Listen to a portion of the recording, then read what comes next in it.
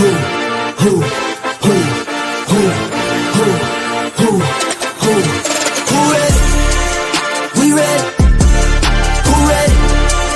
We ready? Who ready? We ready? Who ready? We ready? Motivation to youth only. Mentally feel like Kobe, I'm like Jokic with the rock. You physically couldn't hold me, I don't care if you pushing 40. You can never little bro me. Euro step like Ginobili, from young OG to the OG. From nosebleeds to floor seats, circle stronger than Cuban links. My gold dance, your gold plated. You verse me, now that's a reach. We ready? Who ready?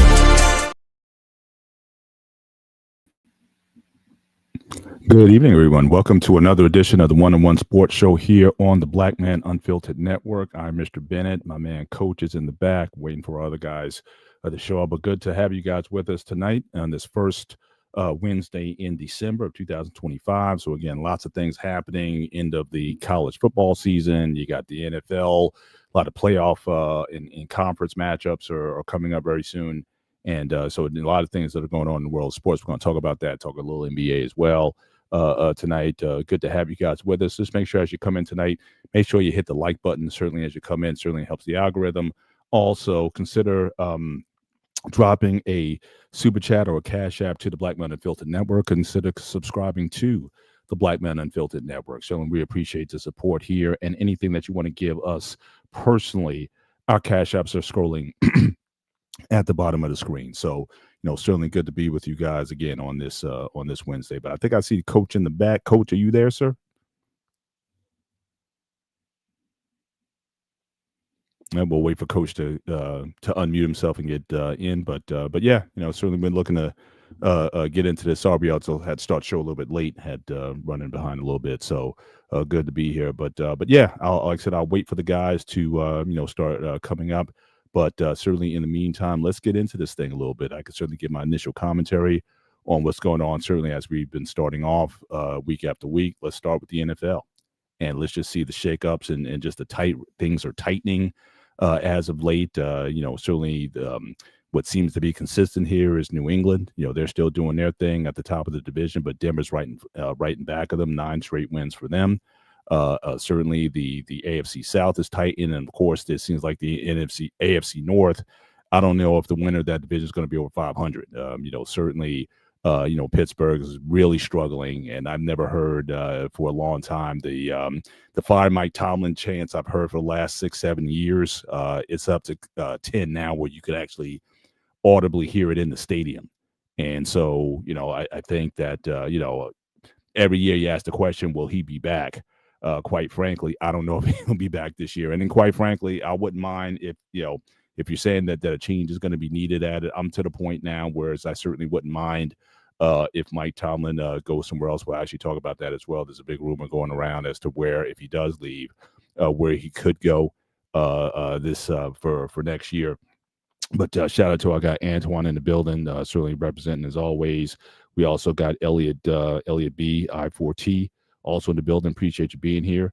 And yeah, definitely a disappointment against the Bills. It just, just all the way around, which is bad. But we got the coach in the building tonight, sir. How speaking of coaching, how are you doing? How are those 5th and 6th grade girls? Do you have a voice this week? You've been are they gelling into shape here? What's up, brother Benny? Yeah, it's a little strange. Sound a little strange. You feel like you've been not as bad as in the past, but we had a game on Monday.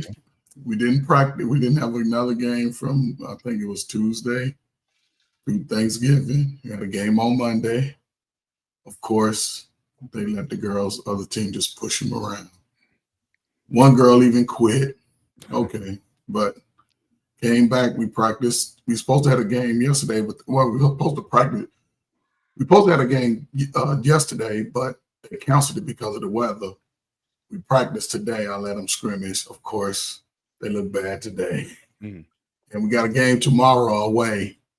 And when I talk to the girls, when they in a group, and they all still getting nervous. They just don't have that. I don't know. It's something when you play sports, and I'm sure, Dante, you can understand what I'm saying. When you play sports and you look across from that other person, you just want to compete and not let them push you around. My girls let the other teams push them around. You can't coach that. You can't coach that in a player. Hey, get mad at some point and be strong back. So one girl quit, and it's they at the height of that first trial and error of puberty. It's the first step, and they show it all 15 every day. Wow. So I heard that. Dante, how you doing? How you feeling? Missed you last week, but how you doing? Man, I'm doing good, man. Just doing good. It's end of the year here, got here, and just, man, loving like everything is going on with sports. It's like I will say my only objection is some of the things, the calendar. I know we'll get into that with college football. It's too much. They gotta change it. Mm. Awesome. Definitely, we'll get into that as well. But yeah, let's bring back up the week 13 summary. I kind of started out. So again, it's topsy turvy, certainly in the AFC North, and now the AFC South, which was seemed like it was a runaway a couple weeks ago for the certainly for the Colts, but certainly with the injuries to the quarterback now, very tightening. Houston is certainly making a stand. Their defense is standing up. So you have a very competitive AFC South that certainly, Dante, you can talk about, and like I said, as far as the North. Like I said, I've never seen it. It's always competitive, but I've never heard the fire Mike Tomlin chants as audible as you could hear in that game. It was as bad as it got, and I'm to the point now where if he leaves, I'll be disappointed. I don't think I would be sad at this point unless they put together some kind of run. But we saw this last year.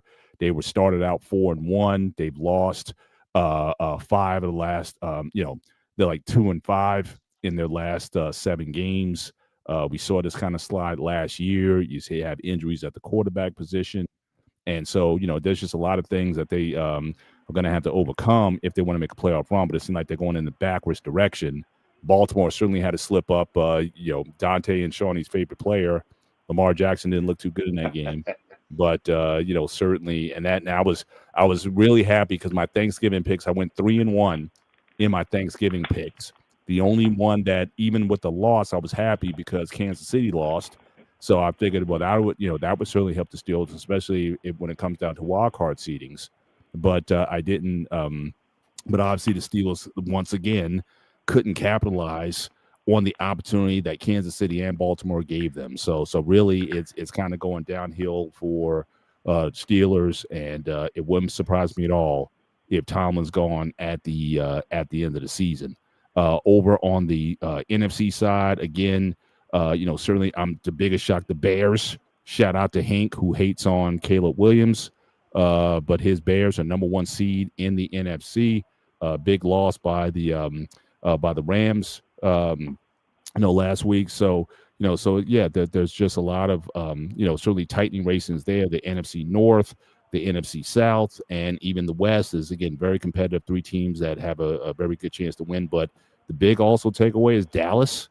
They're in the mix as well. So, again, everybody was looking to write those guys off, but don't count them out. They have a very prolific offense, and as long as those guys can stay healthy, they're going to be heard for them. So that's kind of like my big kind of big board summary. We'll dive into a couple of these games. But, Coach, your thoughts on, I guess, the picks from last week as well as your Thanksgiving picks. What were your thoughts on what we're seeing this week? Man, I ain't gonna lie. I don't even know who I picked, man, but I'll just speak it. Listen, man, think this is the type of football y'all want to see? Tight all the way to the end. Pittsburgh is still in it. It's still a lot of football. Now, I will say with the quarterback, his age is showing. Rodgers' age is showing, so they better draft the quarterback first round. If they would have drafted my boy Shador, we wouldn't be having these problems. But anyway, I digress from that. Everything else is tight except New England. They on the roll. Nobody can afford to lose a game at this point. The teams that lose more than 2 games in the AFC, they might not make it. Everybody has to step it up. And but because the NFC West, that's them top three is still tight. The Denver, I can see them in New England fighting for the number one seed, but everybody else, it's a must win. The teams that are still in the hunt, it's a must win these next 4 out of 5. Anybody lose 2, they might be watching it from Mr. Bennett's couch.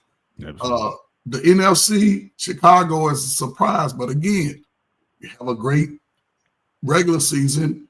Playoffs, it's a lot different pressure.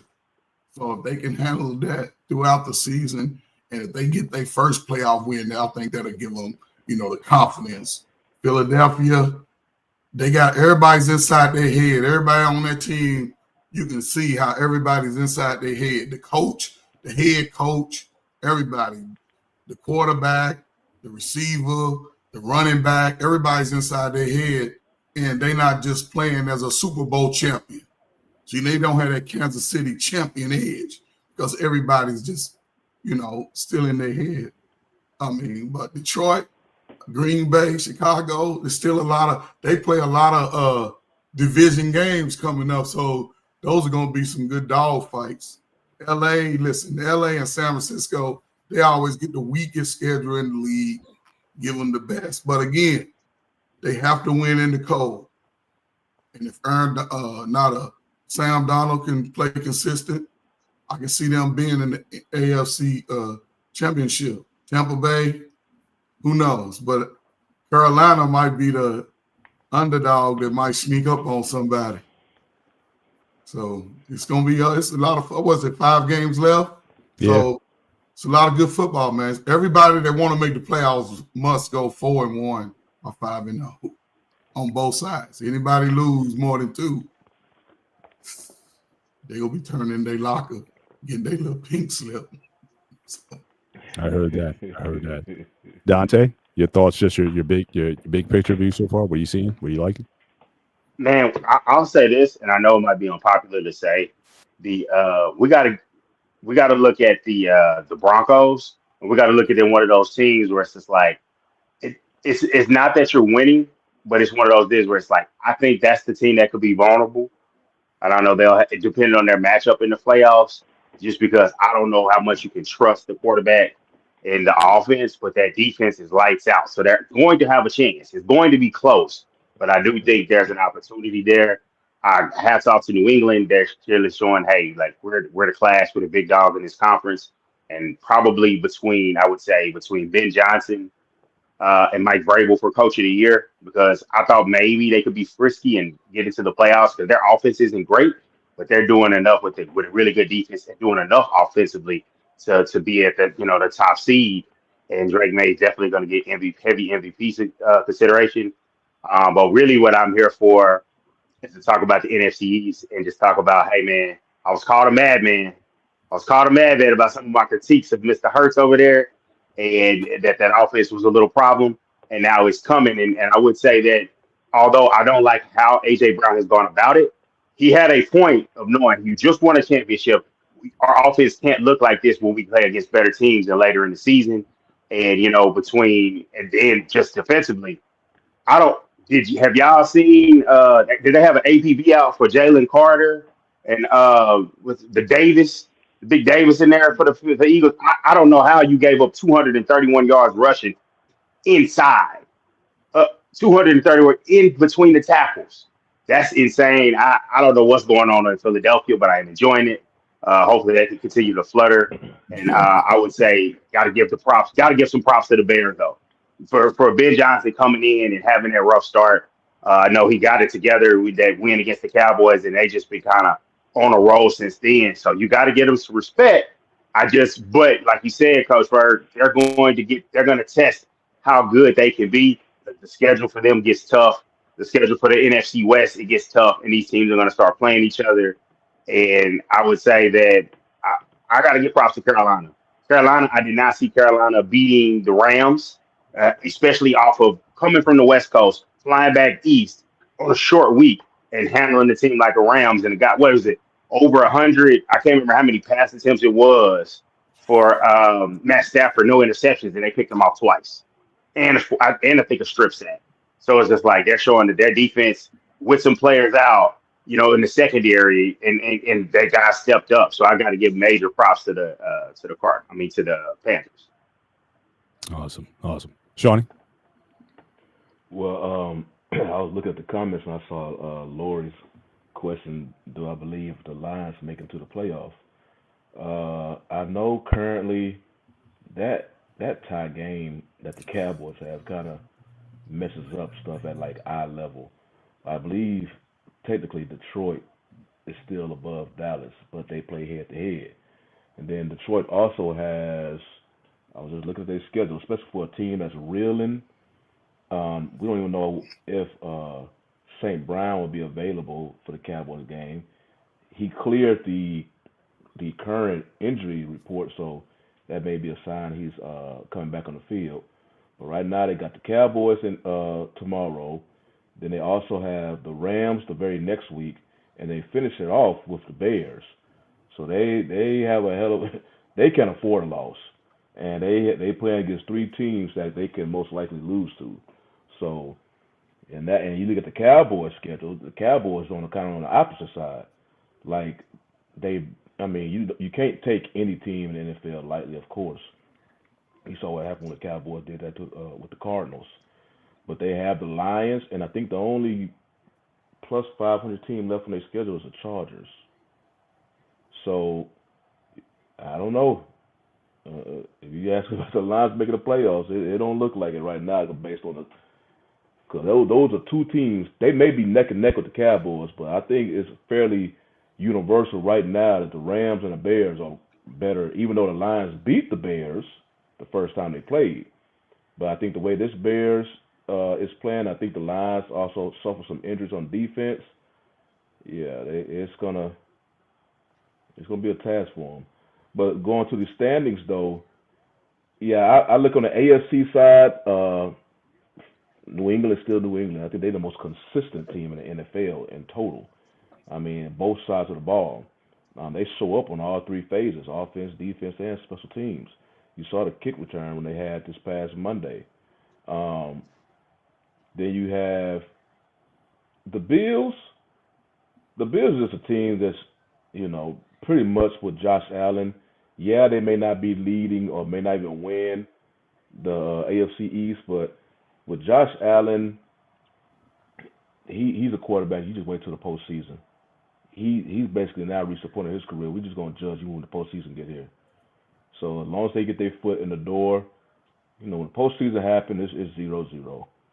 They can go to New England. It can be cold, but they used to playing in the cold weather too. So then you have Baltimore. Well, I was watching Lamar Jackson does not look. He looked 3 steps slower, and that's the thing I was worried about with his hamstring. I'm like, okay, you put him in, but that hamstring, especially for a quarterback with him, his legs are so elite. I'm seeing him getting sacks in the pocket. Well, normally, as soon as it breaks down like that, he's gone. But he can't get away from. He just can't get away. And that made me think, okay, maybe his hamstrings is too tight, so you may need to take him out of there. Because if it gets worse, you probably be looking at a bigger hole. Johnny, I beg to differ. It ain't Lamar Jackson's hamstring. And what is it? What you got? He's not reading the defense. Yeah, he's not reading the defense. He's not even trying to even see a receiver open. Because he has enough speed, enough agility to sort of just move out the way, but he's just standing there. And that's the thing. That's not his hamstring. I'm telling you, he's just not on the ball. I'm telling you, because he's just not on the ball. Watching him in games past, he don't have no velocity on it. It's all off. It's not even in the area of the receiver. He just looks off. He looks off. It's just normally. But I think that's a lot of things, though. Because, like you said, what do you always say, Coach Bird? What do you say, Shawnee? Run the ball. They're not getting the ball. Like I was listening to the broadcast of that game, and I was listening to them say, Derrick Henry got like 10 carries. And I was just Yeah, like, I was like, huh? The thing is, he had a big run for a touchdown, like a 32-yard run for a touchdown early in the game. Yeah. first half. So they didn't keep feeding him. And what you also saw, I thought, with Baltimore, and this has been consistent throughout. I mean, I think that as much flack as Tomlin gets, which is at this point I think is well deserved, I think Baltimore too many times in big moments have been undisciplined. Yes. And I don't know if that's the coaching staff, whatever, but you saw it. Zay Flowers, you saw again in this game. You know, the penalties, the turnovers, late being careless with the ball. It's just like they sometimes at the biggest spots they find ways to lose, whether it be Lamar not playing well, or offensively they're not doing what they're supposed to do, or Derrick Henry has a turnover at the wrong time. So it just seems like just overall, like I think the whole team that there's just certain things that are missing across the board. And in the big moment, and obviously, that defense couldn't stop. You got Joe Burrow coming back from injury, and he looked like Pro Bowl Joe Burrow, like as if nothing dropped off. So the defense isn't as good as we're used to seeing in the past when you had those, when they were elite defense. So you're not seeing that either. You have to remember the team. Remember, this is the Ravens. They, pretty much since Lamar Jackson been there, they've owned the AFC North. Now they find themselves in a position especially when Lamar missed the 3 games, they was out of it. Apparently, they was on a path of being out of it.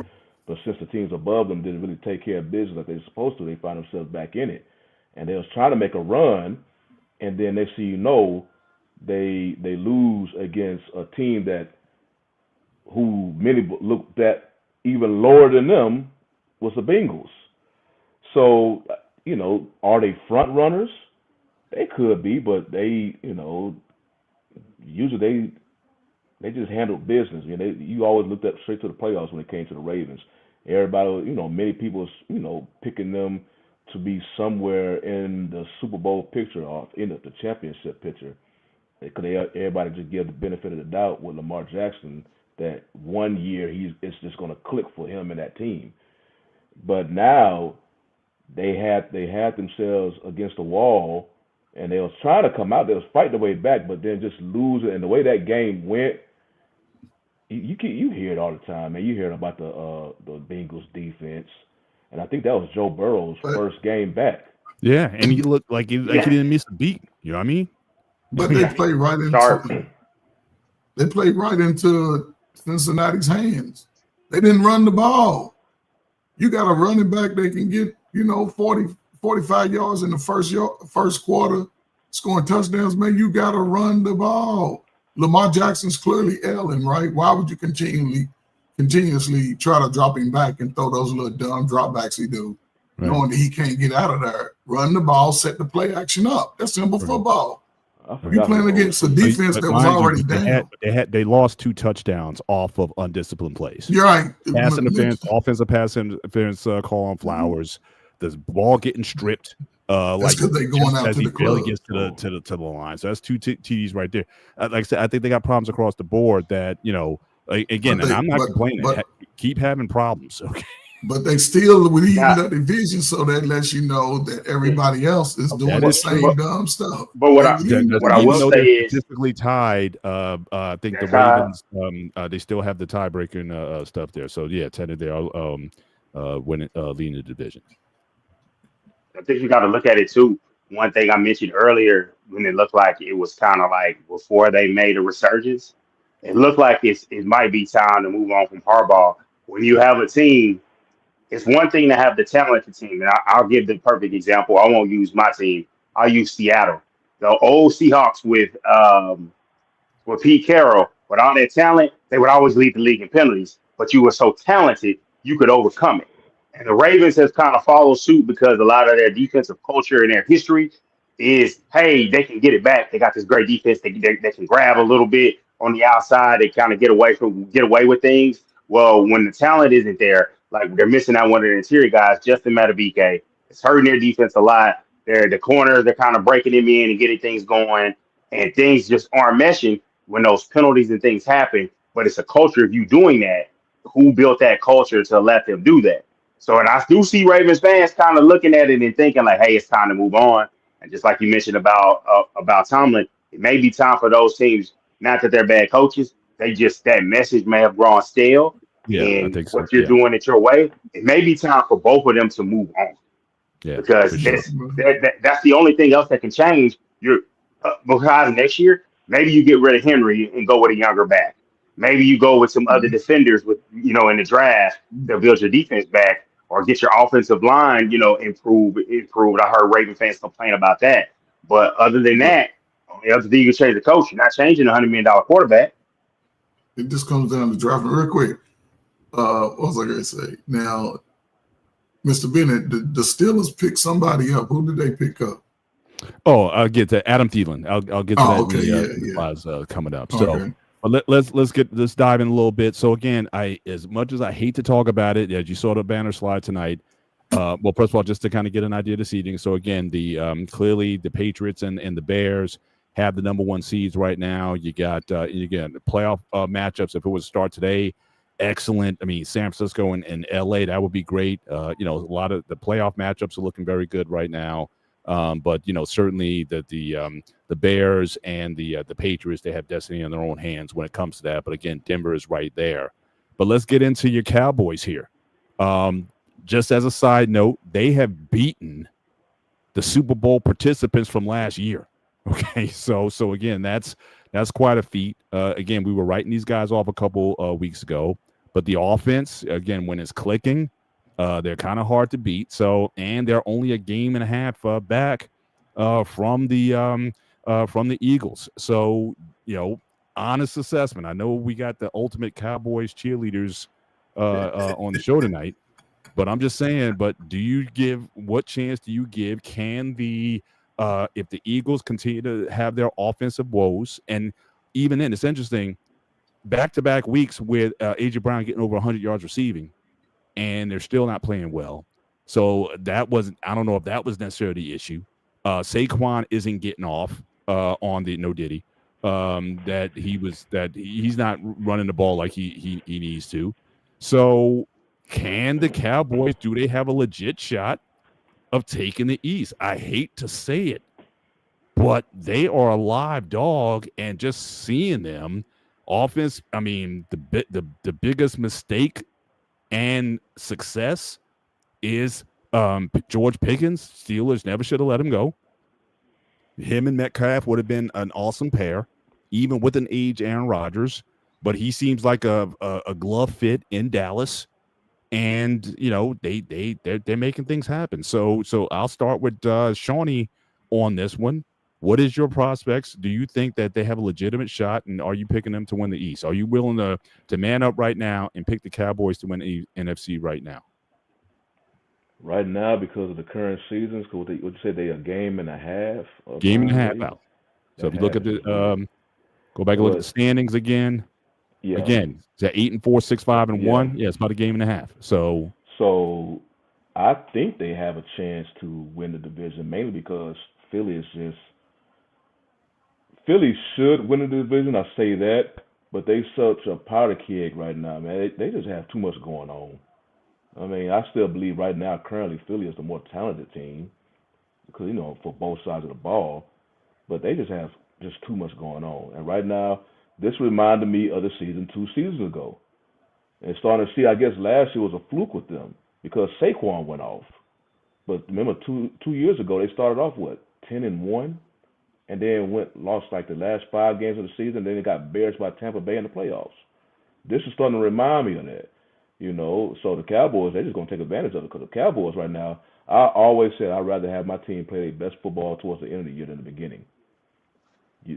So what the Cowboys are showing me that they have addressed somewhat as much as they can, and as far as the personnel on the field and just their strategy and whatnot, because their defense was getting blown up early in the season, and then the big move for Quentin Williams and Logan Wilson, and then also Overshown coming back off the injury. It really improved. I still think they need some improvement in their secondary, but because their front is finally getting some consistent pressure. It's not like all-time great pressure, but they're noticeable now. In the beginning, hell, they might as well just quarterbacks say height look like 7-on-7.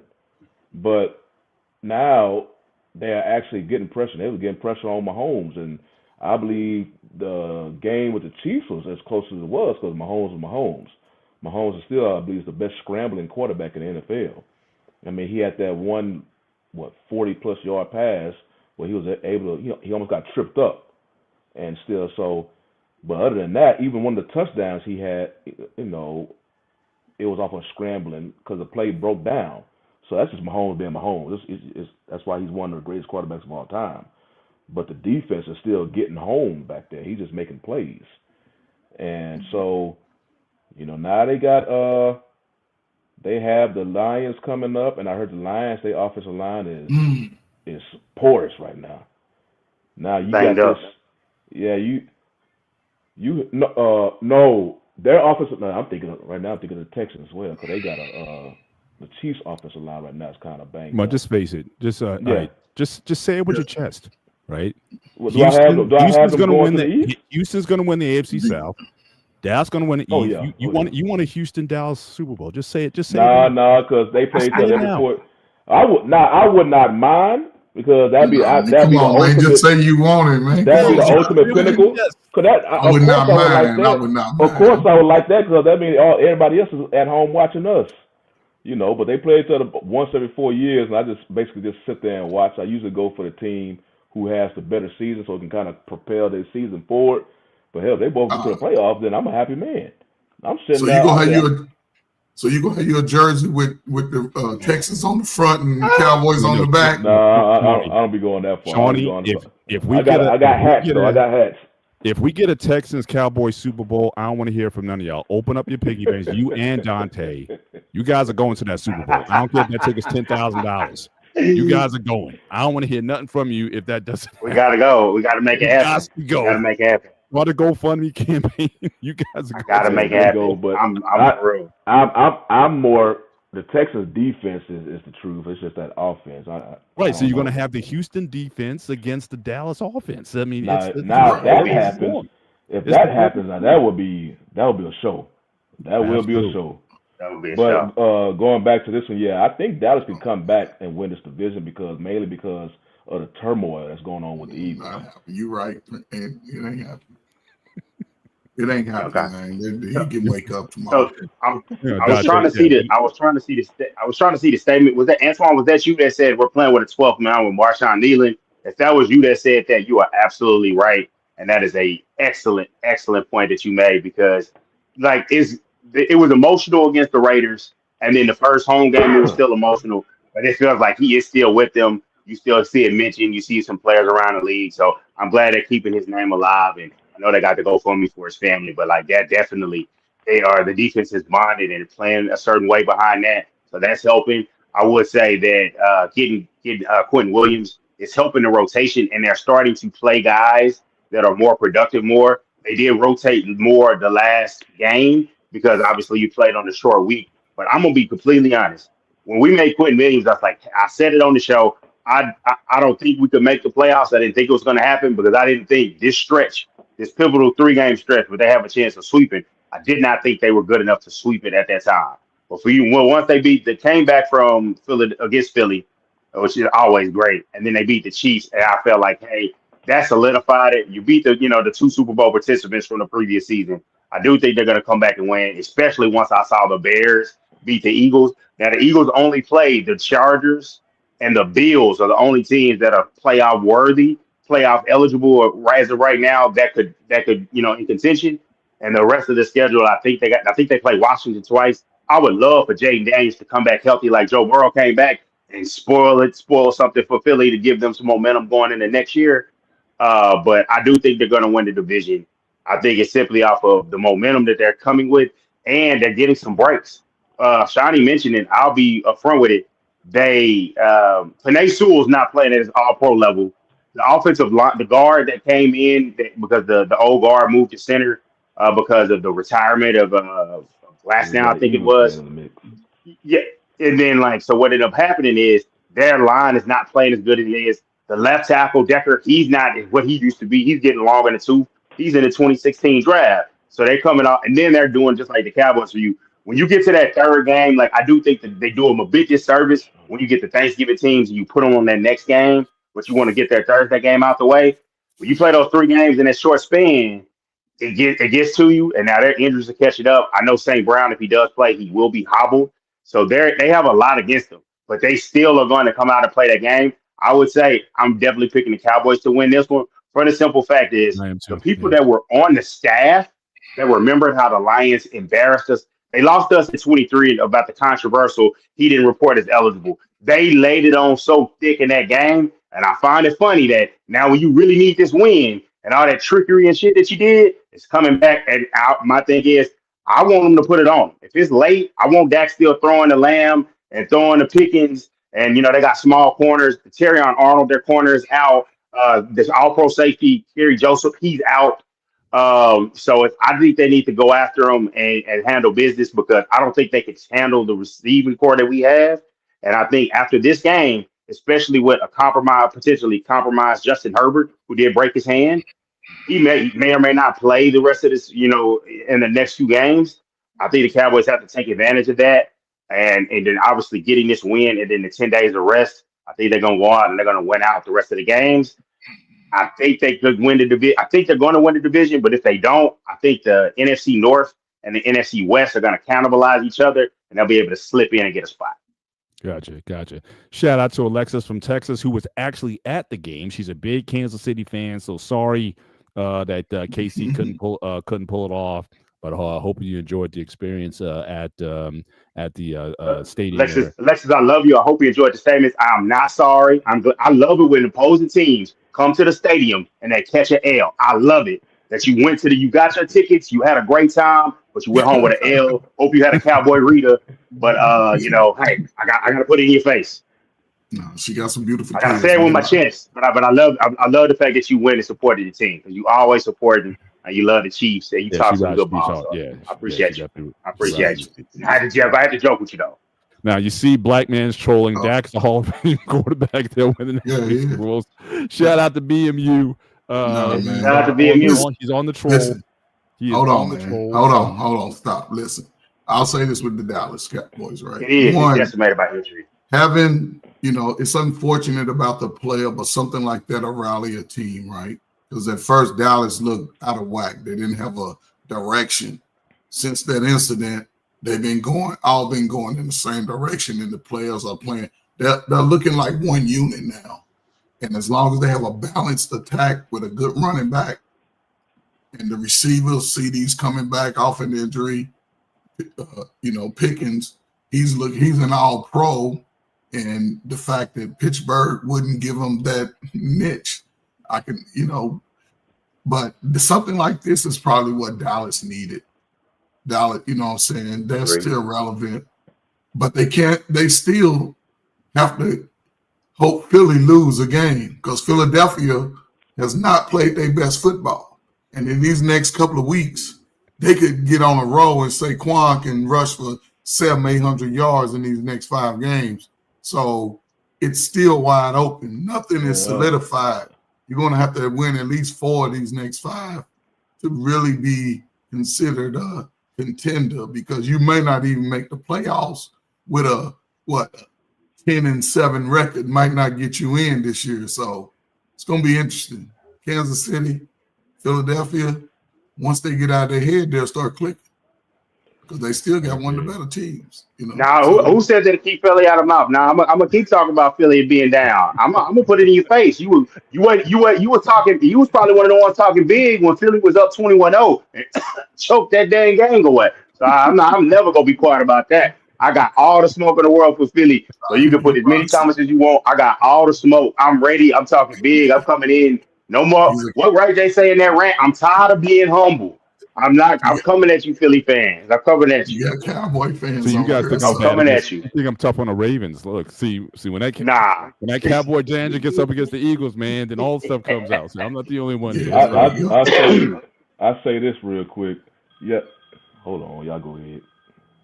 Who was that put the record that put Dak's playoff record in there? I'm not running from that.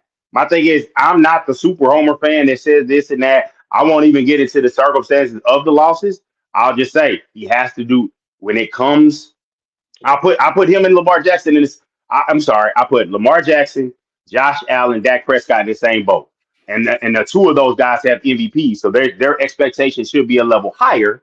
But Dak is the quarterback of the Cowboys, highest paid, all that. All three of those guys have to play their best football when it comes to when the calendar turns to January, and until they do, then they're not going to get as much as the respect accolades as some of other quarterbacks like a Jalen Hurts, who has played his best football when it comes to January at times. So I was like, I will give him that all the credit in the world for that, but he has to do that better. Well, the only thing is, can Philadelphia get back to the playoffs with the way that they're playing? And that's the question mark.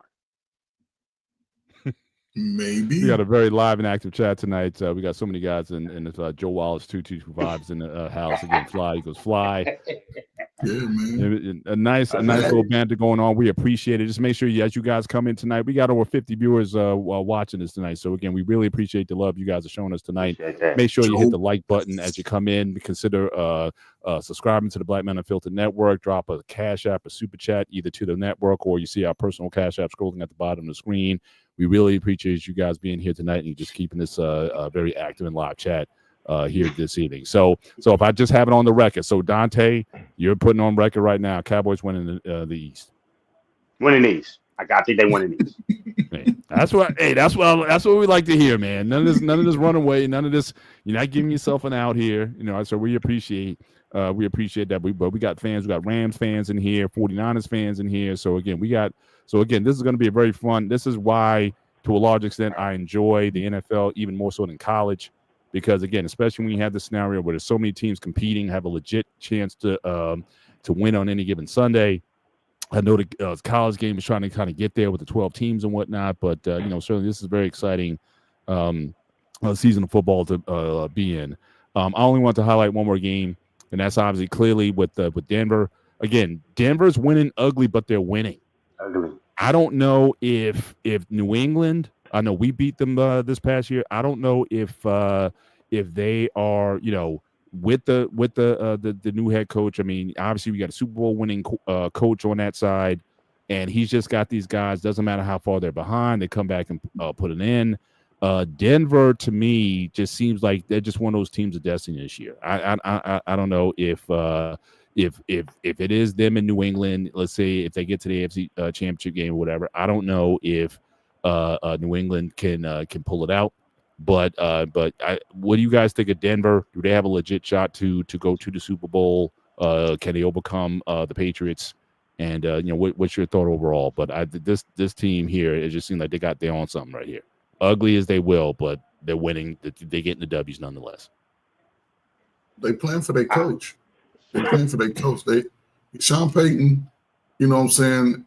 I ain't gonna say I necessarily like him or dislike him as a coach, but he has a way of getting his players to play for him. And they're playing ugly, close games and they're winning. It says a lot. A lot of teams crumble. They're playing those and they look ugly. They're not fancy when they come from behind wins. And when you gain that experience with a young team, it's unparable once the playoffs can hit. Now granted, again, playoffs is a different type of pressure because we're looking at all first and second, mostly second year quarterbacks really starting to lead the division and be on their teams when the years before they wasn't really that good. So those teams are sort of flip-flop with young quarterbacks. So it's still early, man. I think they go to at least a division round. I ain't gonna say they're gonna win the AFC, but division round playoff, which is a good accomplishment for their team being so young. So, do you guys think if it's not Denver or the Patriots, who do you think has a legit chance of getting out of the AFC? Would you put it on Houston with their defense? Would you put it on, well, actually, that's the only Bills. They're too up and down for me. I know they, certainly they look pretty good. I mean, my team's falling apart. But I don't see the Ravens being an impact. So really, I mean, if it's not those two, who do you like? Who's your sleeper? I guess coming out of the North. I mean, out of the AFC. It could be the Bills. So. I don't trust. I put it like this: Bills. when it comes to the plus, I believe the Broncos and the Patriots will just feel good stories in the regular season.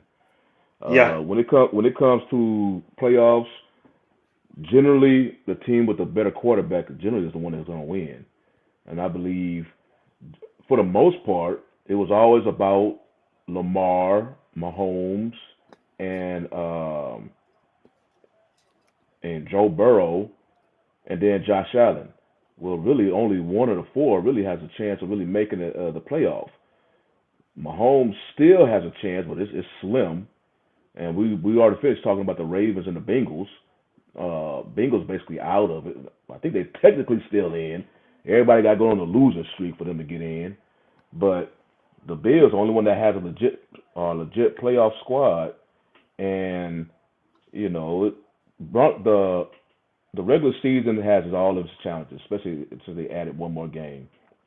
You look at how the Broncos won some games. Yeah, they squeezed some out. Some of the teams they had didn't have good quarterback play. But when you go against a team, especially if they happen to play against the Bills, Josh Allen is a vet. He is experienced in the big games. One thing we pretty much know in the playoffs, Josh Allen normally delivers. It's his team that another play will cost them the victory. Um, but so I'm gonna give the Bills, the hands up per se. I guess if you're talking about between the Patriots and the Broncos. Now the Pats will be playing the Bills this week, so you can kind of get a taste, see how it's going to be.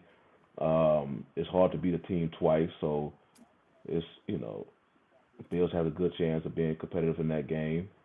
But I just think the Broncos and the Patriots right now just feel good regular season stories because Texans, they offense is too inconsistent. If the Texans offense what it was in Stroud's rookie season compared to this defense, I say the Texans probably look like the best team in the NFL with that defense, but that offense is just the complete opposite, and we just don't know how they're going to show up. I mean, they basically hung in there with every team they played this year, including the Broncos. And I specifically remember that when they got in the red zone, Stroud didn't come up with a touchdown, and that cost them that game.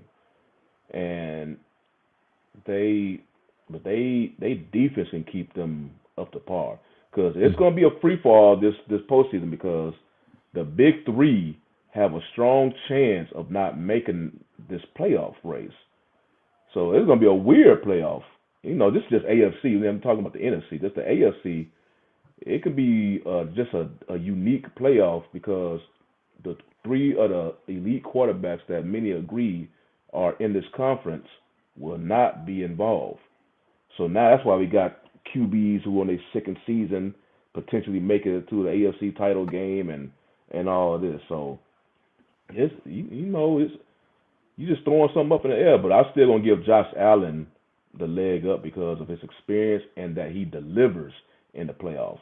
So it's a different monster in the playoffs. So it remains to be seen. I heard that. One more NFL story just to kind of keep it going. Again, Steelers. This has been a big rumor I've been hearing all week. I mean, because obviously the Giants, they're having a woeful season, and again the cries. Like I said, I never heard the boos or the fire Mike Tomlin from the fans like audibly here in the stadium. So again, I do think that his message is getting watered down. If they don't make the playoffs, or if they have a losing season, his big claim to fame is he's never had a losing season as in 17 seasons. But I just think that this more than any other year, and like I said, I'm to the point now where I wouldn't mind it because I'm for the past 6-7 years I'm getting sick and tired of hearing it.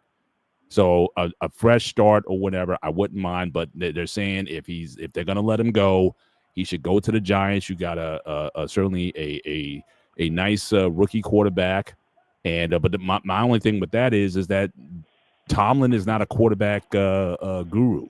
Ben Roethlisberger, that was Bill Cowher's draft. So I don't know. He doesn't have a good track record of developing QBs. He's a good defensive mind. But I don't know if that's going to be a thing. And they did sign Adam Thielen today because, again, offensively, their wide receivers. I mean, George Pickens has more yards, receiving yards and catches than the entire Steelers wide receiving core combined. And so, so Adam Thielen, 34 years old, he might be past his prime, but he's a big body target or whatever. And I guess they're trying to focus more. They also let go of Darius Slay, former Eagle from last year. They let him go. So I guess they're trying to beef up their offense. But again, every week is something else. Sometimes the offense plays well and the defense is bad. The defense, 2 out of the last 3 games, have given it up. So I don't know if this signing is necessarily going to be a thing. But, what do you think of the prospect of Tomlin? One, do you think this is going to be his last year? And if so, do you think the Giants would be a good fit for him? And, and I really haven't pondered this yet because, again, I'm kind of still in the season. If there was going to be a replacement coach in Pittsburgh, who would you think that would be? So we'll start with Shawnee and we'll go up to coach. Replacement, honestly, I wouldn't have an idea. I think it's just going to be an up-and-coming coordinator, in particular, offensive coordinator. Because, like you mentioned, they need somebody who can just develop the quarterbacks. That has been, unfortunately, kind of the main thing that's been missing in this Tomlin era in Pittsburgh. Is just developing a quarterback. Ever since Roethlisberger left, a quarterback has just been subpar. And I remember I definitely didn't understand in this past draft when everybody knew that the quarterback position was a desperate need for them, but they wanted to pad. They had an opportunity to get the higher named quarterbacks in the draft, and they could have still signed Rodgers and just let the young QB be in the wings. Hey, Rodgers, you a bridge quarterback until we got a young QB get some experience, and then they could have moved forward. But now they put themselves in no man land. Rodgers thing, it's just I don't know if they're thinking about bringing him back next year because they don't have a choice. Well, no, I mean they clearly thought this was going to be a rental. So and that's the thing with Steelers fans. He was going to be a bridge quarterback. They were going to stack. They got all these compensatory draft picks for next year. They were going to move up in the draft and get there were like 6 prospects that everybody had their eye on for next year's draft. They were going to get Aaron Rodgers was not supposed to be necessarily a solution per se. And even Will Howard, again, even though he's a national championship winner, no one really put a lot of faith in him as well. So again, it's weird. Like everybody goes in thinking this is a transitional year, but then when they play like a transitional team, then everyone's like fire Mike Tomlin. But again, I think that the fan base is getting fed up with the mediocrity, as they call it, even though you got teams that are constantly in the cellar. Steelers are always relevant, at least in the regular season. But you're at this point. So I just think that just to again, a fresh start again, because now you're talking about comparing him to Marvin Lewis. Marvin Lewis had the Bengals in the playoffs almost every year and still couldn't win a playoff game or what have you. And eventually his time came up. I think certainly, like I said, I wouldn't mind a change at this point, and I don't think he's going to be on the bench too long. And I think certainly the Giants, if they decide to go for him again, and as Antoine said, it would be the first, hard to believe, but the first black coach in their history if he were to go there. But Dante, your thoughts on the Steelers situation and the prospects of him going to the Giants, because he'll be going to your division. So what's your thoughts on both of those prospects? As a Cowboys fans, hell no. I want my 2 free wins from the Giants every year, and Mike Tomlin will put a stop to that. Because outside of that, obviously, he's a guy that's a stabilizer, and what he has done is it's funny. It's something interesting. It's not the exact same because he's not Mike Tomlin, not a Hall of Fame level player. But I told my friend that he's a big fan of Derek Carr. I say he's a scoring Raiders fan. And he says that, oh, man, look at the Saints now. They're doing so bad. And I told him, hey, man, he is holding the level of play up by Derek Carr being there, by having them win enough games, not to make the playoffs, but also not to have a good pick. So you rip that Band-Aid off, and then they fall to the bottom. Mike Tomlin, with all the mess in Pittsburgh, he has stabilized them and held them up for so long. If they remove him, especially with no quarterback, then even if you don't get him this year, and they would have let him go, they're going to get that pick next year because you're going to get a new coach into a level like the Steelers. The pressure that the fans and the media is going to expect, and that's a tough job. That's a tough job to have, and so they would miss him like so bad. They would miss him like they missed Pickens. And I think that sometimes be careful what you wish for, but I would say don't force him out. But if it could be a deal where it's like, hey, they depart ways and let him go, or if you do one of those where you do a trade, but it may be time for him to go, as I said earlier in the show, but he would stabilize them. And my thing is, that's almost his MO, Mr. Bennett. If you let him go to a team that already has a quarterback, because the first thing he's going to do is like all that running around, you're going to sit your ass down, you're going to stay in his pocket, you're going to slide, you're going to get out of bounds sooner. He's going to coach him to be like, hey, the offense is your thing over there, but this is my team. He can get an OC. He's gotten the Ken Wisenhunts of the world. He's gotten different guys, and that's what the thing is that he had to stay in power. Find the offensive mind, get through your Rolodex of coaches, find the guys, and then you get the defense. Because it would be scary with Abdul Carter. I'm forgetting all the guys that they had. The other edge rusher they had, Brian Burns, Big Dexter in the middle. And then he's going to keep adding to that defense and make it into his mold. And that's going to be lights out on defense. You got a tough, hard-nosed running back. And you got Jackson Dart. You already have a talented young receiver and Neighbors. And then they have a high-level pick. And I've seen my draft said they're going to, think about possibly, and you can't take it much of hill of beans at right now, Cardell Tate from Ohio State. So you have two weapons there. Like him, that would be a grand slam move as a hire. Right. I hope it doesn't happen. I hope the Steelers stay home. But shout out to Adam Thielen for still letting it, still keeping his career going to a team that's competitive and fighting, coming from a team that is competitive and fighting. So I know, just wasn't used, and so I feel good for him. He continued his career. Obviously, it looks like this is the end for him. But, the Steelers are at a crossroads. And don't y'all play the Steelers? Don't y'all play the Ravens this week? Yeah, we got two. Yeah, we got two. We play both of our games towards the end of the season. We got two out of the next three against the Ravens. So, again, I mean, the division's on the line, and obviously winning cures almost everything. But again, we saw the same slide last year. And I think people get tired of it. He comes to the press conference, you know what he's going to say, win or lose. He's just almost like an automaton at this point. And without in the Pittsburgh press, like nobody really goes after him, really challenges, hold him accountable in Pittsburgh. I watch every press conference. And guys are almost afraid to ask him questions. If this was New York, and that's another reason why I don't know if it would be a good fit in New York, because again, the New York press, they don't play.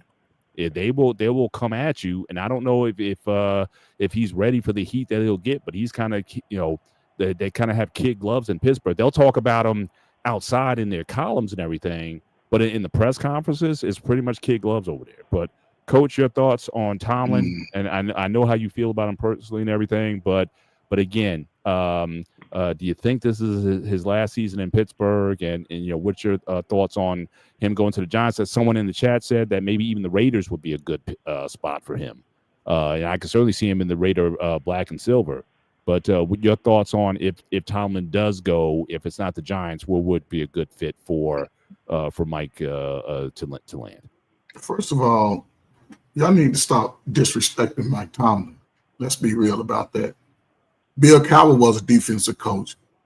And Ben Roethlisberger, I don't know if y'all watched him in college at Miami of Ohio. He was the man. Ben Roethlisberger, he proved that he could play in the NFL early in his college career. He was always very accurate and strong with the ball. And going to Pittsburgh, again, they gave him the reins. They had a young quarterback. Pittsburgh just hasn't had they drafted a couple of little scrub quarterbacks young, but they didn't pan out. Yeah, they've only had really two good quarterbacks in 50 years, right? Terry Bradshaw and Ben Roethlisberger. I mean, and that's it. And Tomlin, he's a defensive coach too, but his I think I would just get a young coordinator and draft a quarterback. Mm-hmm. They could have had what they needed this year.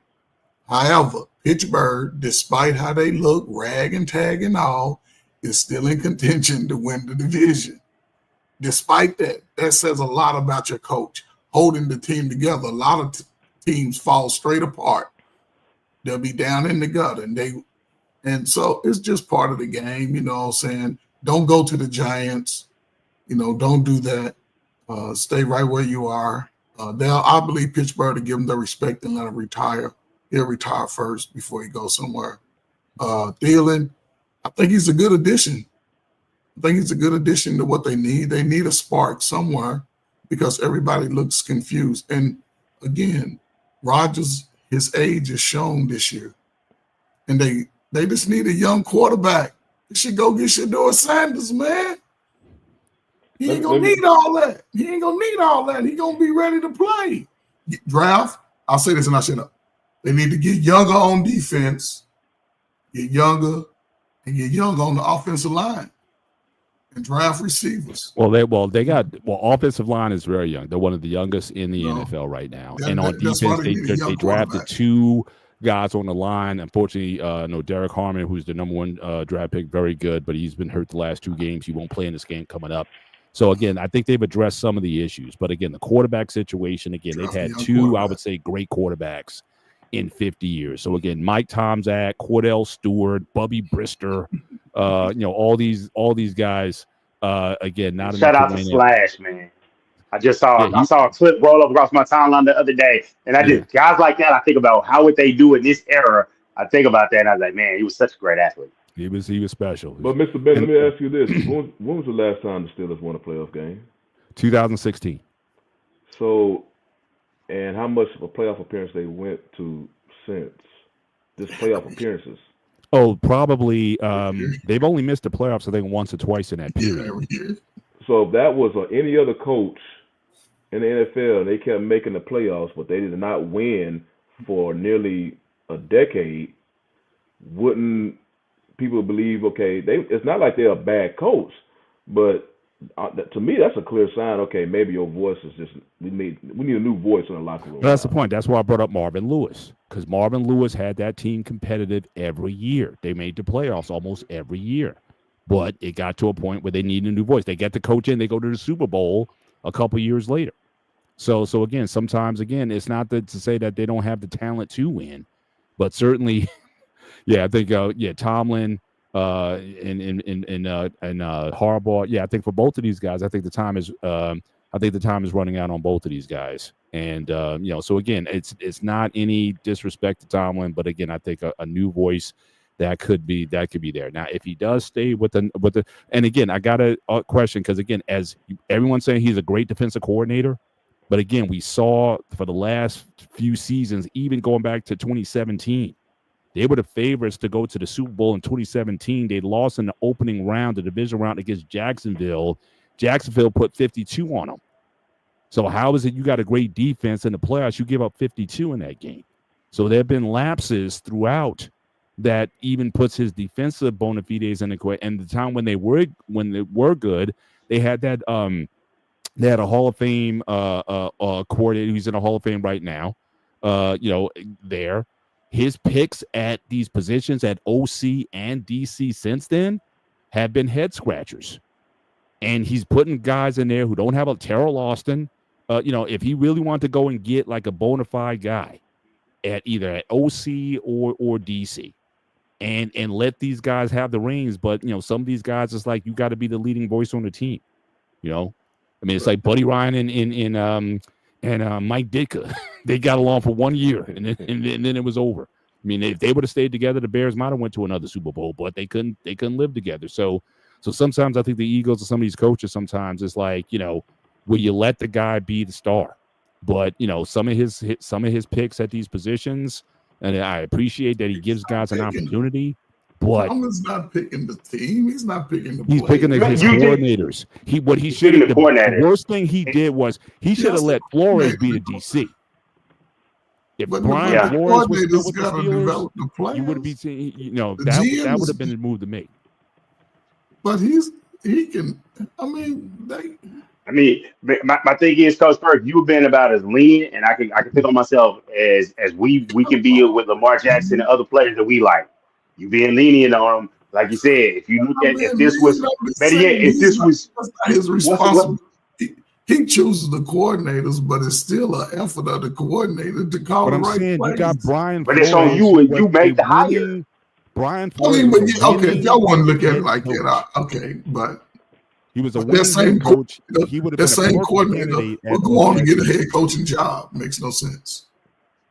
Look, I'm No, saying not the way they're looking. I gotta be fair. Like I said, I I'm love just Tomlin, saying. but I gotta be fair. His OC He's the and head DC coach. picks over the last Yeah. few And years I have hate been that. very Yeah. suspect, especially when you had a guy who's a great DC in your building and you let him go. You know, so Well, Who the did management- he let go? That was with the Steelers. like I said, Brian Flores. They had Brian Flores. Oh yeah, that's right. Oh yeah. Oh, And he that's took the guy that's who was like inexcusable the if he defensive was back in the coach to building. beat the DC and Terrell Austin. If he was You in got the Brian building, he Flores in the definitely should building? have let him. But No. he was He should have. aspiring to be a head coach. What you talking about? He's a head coach. No. But But he's I mean, not let's keep since. it. He hasn't gotten a We head coach. we've had No, a not The since. NFL we've had 11 that being talk head about coach. him. He's not Yeah, I going to don't know basically why be he the head left coach because of the Pittsburgh. lawsuit. Yeah, it must have been something going on because he left Yeah, Pittsburgh and went to do the same job at a Yeah, And, he's and I he's think that doing could have it. been the thing too. I think some of these guys, it's like, look, if he's that good, then you could be looking at your replacement. And that's how some of these, just like with quarterbacks and whatnot, coaches think the same way. I don't want to bring in a guy too good because that guy could be replacing me. So I think that could. Mike McCarthy did deal with that. It was real uncomfortable with Dan Quinn. Whenever he lose 2 games, it was like, yeah, Dan Quinn could take over. Yep. He was So happy when Dan Quinn left, and Yeah. then the defense went to shit, and then everything was, all the stuff happened. So you got to be, once again, be careful what you wish for. But I hear you. And my thing is, as much as I don't like the Steelers, I have all the respect in the world for Mike Tomlin, and it's like something's got to give. I think he should be given another year, not just because I don't want to go to like a team like the Giants, but just because he's earned that. But I think they're going to have to do aggressive things. They got out and they made the trade for George Pickens. They need to be aggressive and make a trade like that for a player. I know they did the Metcalf deal, but they have the other deals. They need to take it a step further and go get their quarterback. Right. And my thing is, if you don't want to go that route, I know you might want to cover your ears. But if you don't like the guys in the draft, maybe you go get a guy. You pair a really good offensive coordinator with a Mac Jones, and or one of those other quarterbacks. Because as much as I hate to admit it, I liked him going into the draft, but I was worried about Sam Darnold. He's turning it around, but every now and again it's like Cinderella. He turns into that pumpkin because it turns into midnight. So you just got to be wary of that. But that's an option. I was Tomlin. I'll get a young offensive coordinator, somebody hungry, and just do it like that. Get a young guy. I'm with you, Coach Bird. Draft all get a young. Yeah, I mean, some of these a young, innovative mind. But listen, just to show my lack of bias. Just to show my lack of bias once again. Obviously, you got Hall of Fame balloting. Shout out to Hines Ward making the final cut for the Hall of Fame. I don't think he's a Hall of Famer. I just said it. Hines Ward is a dog. But I'm with you. He's in the Hall of the Very Good. He's got 1,000 receptions, 12,000 yards. Not a Hall of Famer, because if who was my man who played for the Panthers, little guy, Steve Smith, all those years. Steve Smith. If he's not in the Hall, then I don't think he's in the Hall of Fame. So, and again, I know that's sacrilege to Pittsburgh because everybody loves him. But I don't think he's Hall. But I will say this: who does shout out? This is the senior list of guys coming out. I wouldn't give a nod, and I'm not hating. All right, Kenny Anderson was good in the '80s. He was a product of the West Coast offense and whatnot. He did go to one Super Bowl, whatnot. If you want to put him in as a senior, okay. Roger Craig, I think probably should be a Hall of Famer. He's one of the first running backs to run and catch for 1,000 yards a season, and the guy who should have been in a long time ago. I'm sorry, L.C. Greenwood. Part of the original Steel Curtain with Joe Green. He should have been the Hall of Fame. By the time he retired, he was the all-time sack leader on the Steelers. He should have been a long time ago. So I hope that LC gets in this year. He's the last piece missing from that 70s team, and he deserves to be in the Hall of Fame. So I am all for him getting in. But Craig was pretty bad when he was a player too. I mean, you talk about LaDainian Tomlinson and some of these multiple players. He might have been the archetype of the catching, receiving running back back in the day. So I think Craig, he's got a strong case to make to get into the Hall of Fame. So I just want to say kudos to those guys. But we spend a good portion of the show certainly on the NFL. Let's move on to the college game a little bit. So I just want to talk about this a little bit. I mean, this has been getting around. So obviously Lane Biggest Kiffin soap opera. The biggest soap is opera. going to LSU, even though he's I'll got take it. Ole Miss ranked 7th in the rankings. So I'll just show that real quick. So you got the Ole Miss ranked 7th, but I guess there was just a lot of turmoil. A lot of teams were going. Actually, and I read in this article, Florida State was going after him. The athletic director at Florida State was going, and if he was able, he was willing to go all in on Kiffin and pay the $72 million because it was $4 million to their current coach, and they had to play another $18 million to their to the assistant coaches. But he was willing to go in if he could have landed. But Kiffin, I don't think he was as up on the job. But you had a lot of schools that were going after him. Nevertheless, they're departing with him. He won't be coaching in, they're in the playoffs. He won't be coaching there. And from what I understand, he's supposed to be taking some of his offensive coaches with him. I know Bill Cowher was pretty upset about this, that here's a guy, you promised to be there for these players and whatnot, but you take, and again, it is a bigger job, no question. LSU versus Ole Miss, no question. But to do that to the players at this point in time, just kind of take the money and run. A lot of folks aren't happy with this move, but Lane has always been strategic in terms of where he goes, and obviously you don't have too many jobs as big as LSU. So, Shawnee, your thoughts on the LSU move? There's been a lot of traffic, obviously, getting Kelly out of there, things with Messi, the governor was getting involved in that. And so, so your thoughts on the Kiffin hiring, the effect on Ole Miss, and what does this do just college football in general? How do you think this affects this playoffs coming up? So start with Shawnee and we'll work our way up. Well, I think Kiffin's basically on the same level as the last coach they had, Brian Kelly. I don't see him as far as that much higher on the coaching poll than Kelly. It's just Kelly was just not the favorite man in Baton Rouge anymore, so he had to go. And with Kiffin, so how he was saying it, okay, so you remember he kept waiting because also it was between LSU and Florida, but he wasn't communicating enough with Florida. Right before the Egg Bowl, reports came out. Florida said, "Man, we moving separate." So they ended talks with him right before the Egg Bowl, and what they were saying was Kiffin was trying to wait about the status of Alabama to see if they had a chance to go to the SEC title game. Because remember that game with Alabama and Auburn, it was close. It was very close. So they were like, okay, if Alabama lost, then ultimately A&M ended up losing. Yeah, Ole Miss would have had if they lost, they would have had a spot in the SEC. So he was trying to wait until then to make a decision or make an announcement. I think he already made the decision. Just make an announcement of accepting the LSU coaching job because he wanted to coach his team in the SEC title game.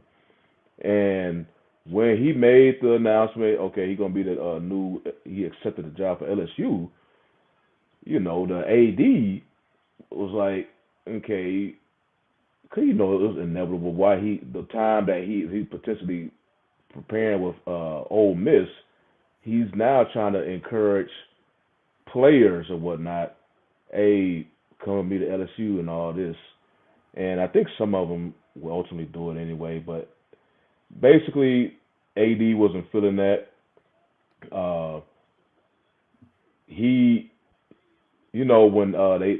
When Marty Smith started basically interviewed Kiffin right there on the airport, it looked like damn near the runway almost. The Ole Miss AD was like he was disputing some of the things that Kiffin was saying. I'm not surprised that Kiffin moved on to LSU because he's shown he'll do this. I mean, everybody saw what he did. I mean, he was at USC. He got fired from USC, and then he went to the on the runway.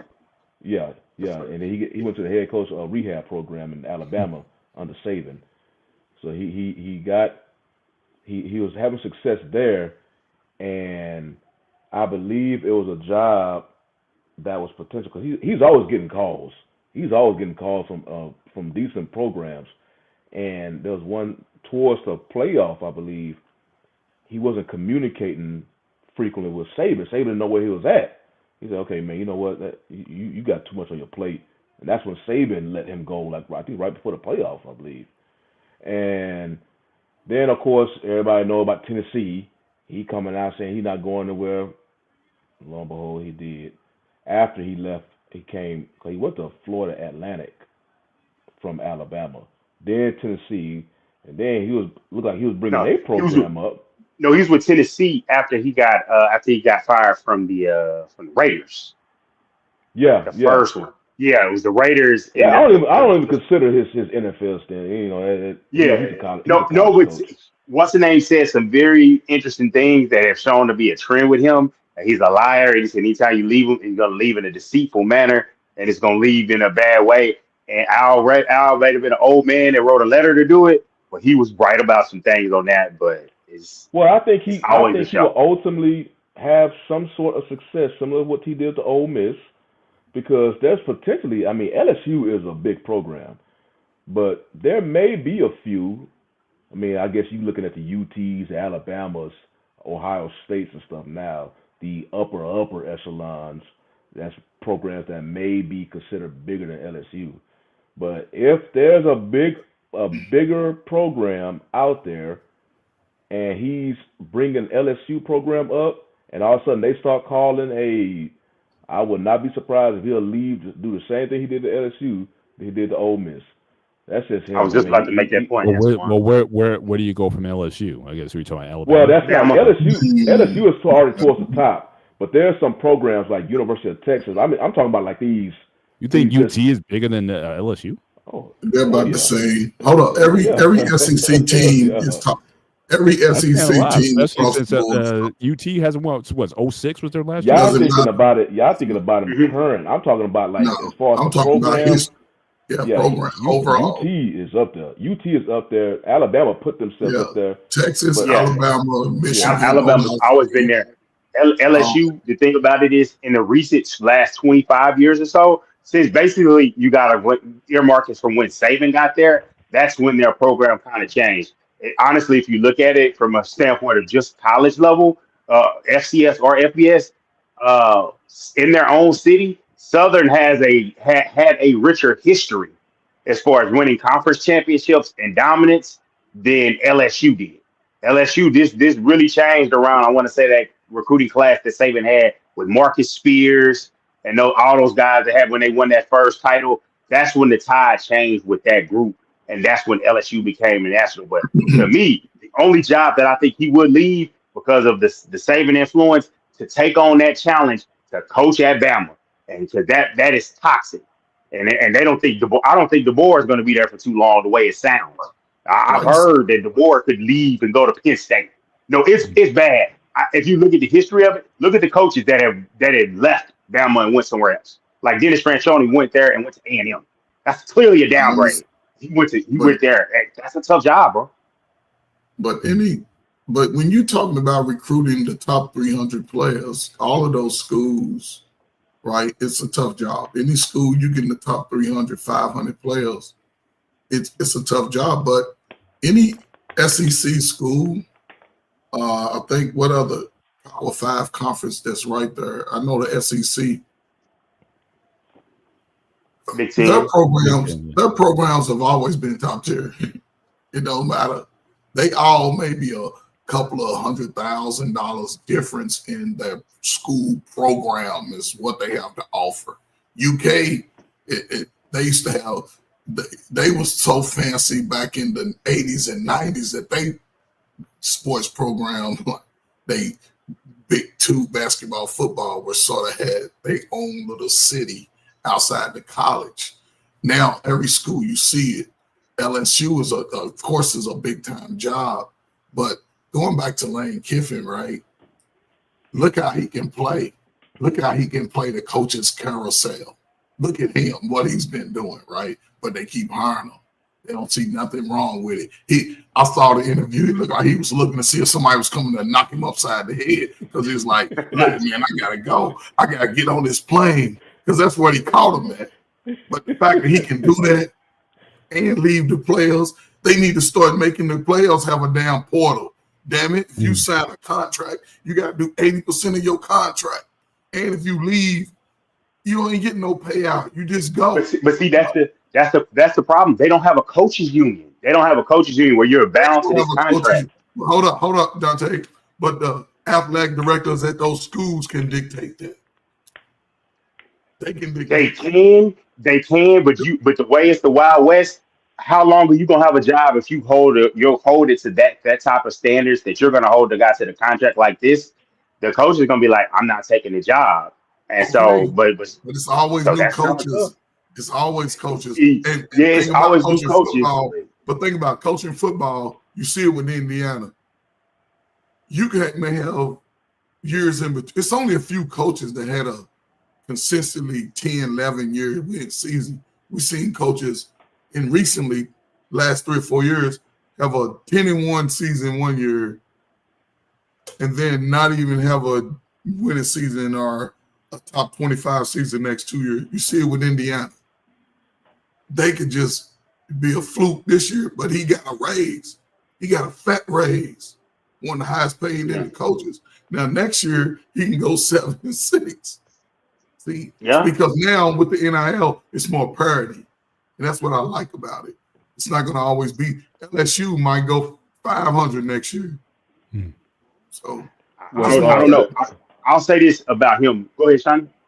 No, you go ahead. Cause mine's just is about the UT, but you go ahead real quick. So what I was gonna say about it is this, and it's been a lot of stuff. I don't know if you guys have heard about the comment where he went up to the guy and told him, "Man, you called me a hoe to my face." It was based off of his comment. A podcaster, one of the guys, a podcaster, or one of the reporters was basically saying, like, Kiffin, he was comparing him. He said, you can't turn a hoe into a housewife. And he was talking about Lane was always going to go to the biggest job.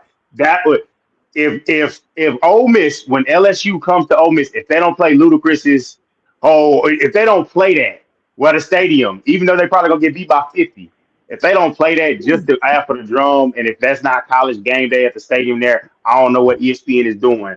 But Lane Kiffin, Ole Miss. Ole Miss is going to lose to LSU just because Lane Kiffin was able to get the players and turn Ole Miss. Let's be real about it historically. And as far as rooting for Texas, and hey, man, the SEC is cool. It's the best conference. But some of the big dogs hold up the conference. Ole Miss is a team that has latched on, and I don't know when the last time they played for a conference title. I don't know when the last time, you got to Google it. I don't know if it was Archie Manning, or whatever, but whoever it was, that's a team that hasn't been what the level of LSU is. LSU, from the geographical standpoint, you can ask Black Man, is more NFL players per capita than any other state. It's this small state, and they produce all those guys. You can look at the list of all the guys from Jamar Chase to CeeDee Lamb, all those receivers in that 150-something mile radius. He's going to be, and there's no other big school there in Louisiana that compete with. Texas is at least having to compete with Texas, A&M. Even Big Bad Alabama has to compete with an Auburn, a Georgia, right there in its footprint. Nobody is near them to get recruits. So he's got the natural advantage, and I guess they don't have as many donors at Ole Miss. The $25 million a year for your NIL roster, it's a better job, but the coaching calendar is the big problem. We've got to change the coaching calendar where guys can just leave and leave teams. Go ahead. But Dante, just in reference to the NIL, Mr. Bennett, earlier in the year, right? Wasn't something passed where all schools are getting the same amount of NIL? We spoke about that on the live a few months that everybody was capped at $25 million. We did. Every school's not going to pay the $20 million. Everybody not going to pay up to the $25. Every school doesn't have the money to pay. I'm saying as far as the NIL, there's still going to be tiers. There's going to be levels. But the top five, the Power Five, are all. You said earlier in the year that they have a cap of $25 million for all programs. So a player's only going to get a couple million. And it's going to be, and they're going to run the NIL deals through a clearinghouse. So basically, if you try to give this, defensive tackle that nobody knows, but he's an excellent player. You try to give him $3 million and be like, oh, this is for an NIL deal to come speak at the dealership. They're going to look at that deal and be like, hey, he's actually worth this much. So now we're going to get back to what I like, the brown paper bag season. Okay, your NIL is worth this much.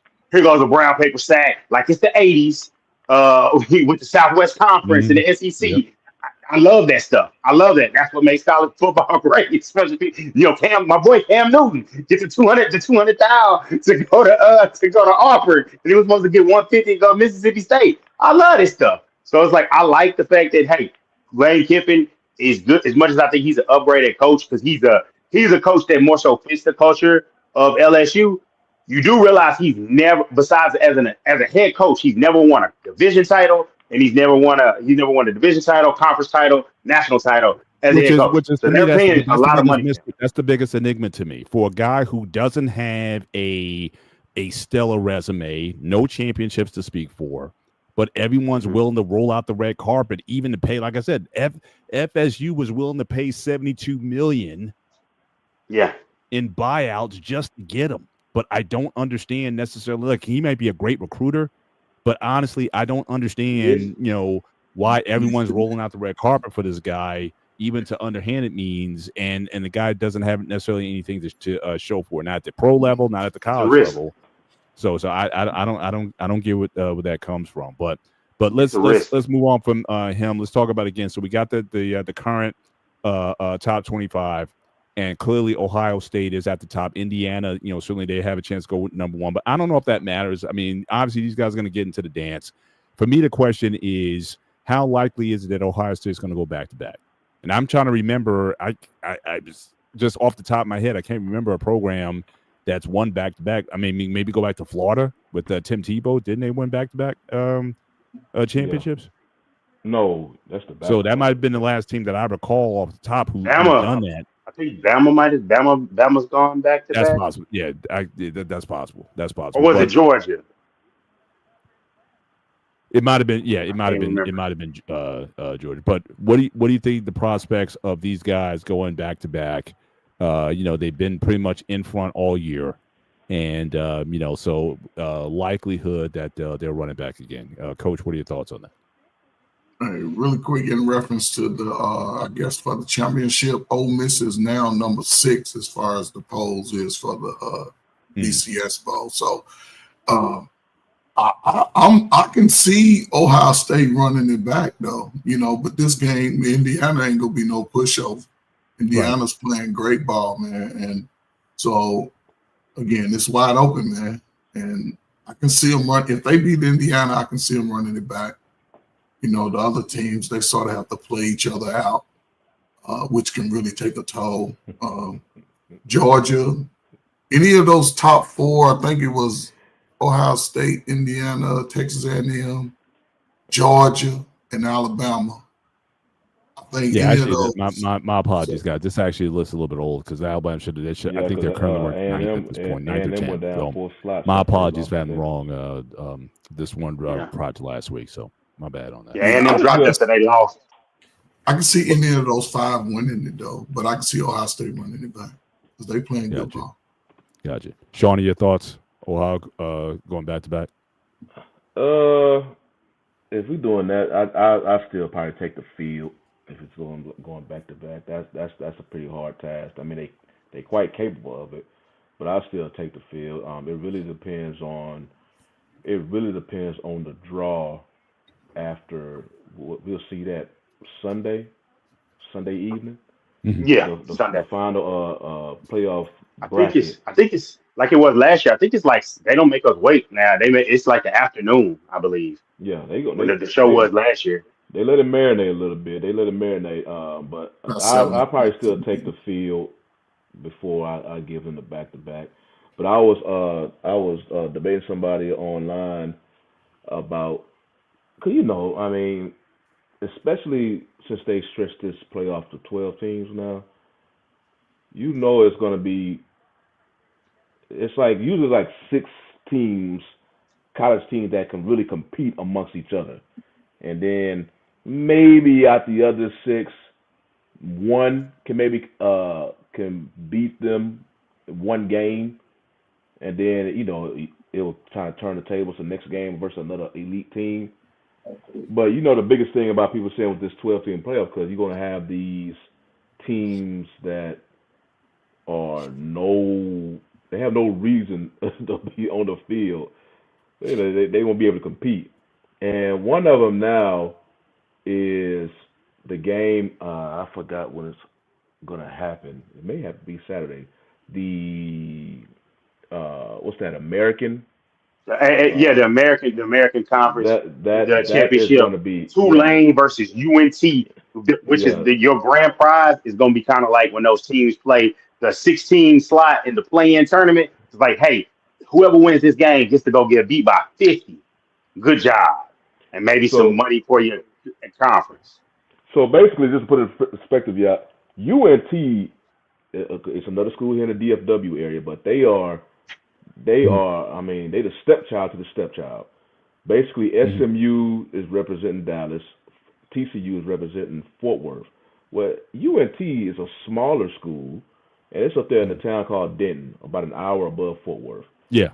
So they just a smaller school, but you can imagine what but they're not gonna. I can imagine if they will even host a playoff game, but they won't be. But if that team can make it to the playoff, the atmosphere will be in that town, a small town. This is the highest they ever been in football. Yeah. They don't even have they never been in this territory before. But that excitement, the fan base, and even DFW, like I say, they don't even think about pretty much UNT for the most part. But this season is the most I've been seeing UNT football being, spoken about amongst the media down here because they've been having a successful season. They almost went undefeated, but they lost to Central Florida. Now, let me ask you, is North Texas the same as North Texas State? Are those two different schools or the same school? No, you're talking about Texas. It might have been that old name.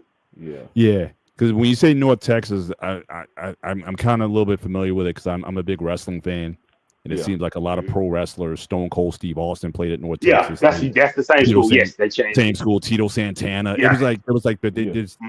One time I saw this picture, and they had all these professional wrestlers all played for North Texas State, and I was like, man, what is the draw?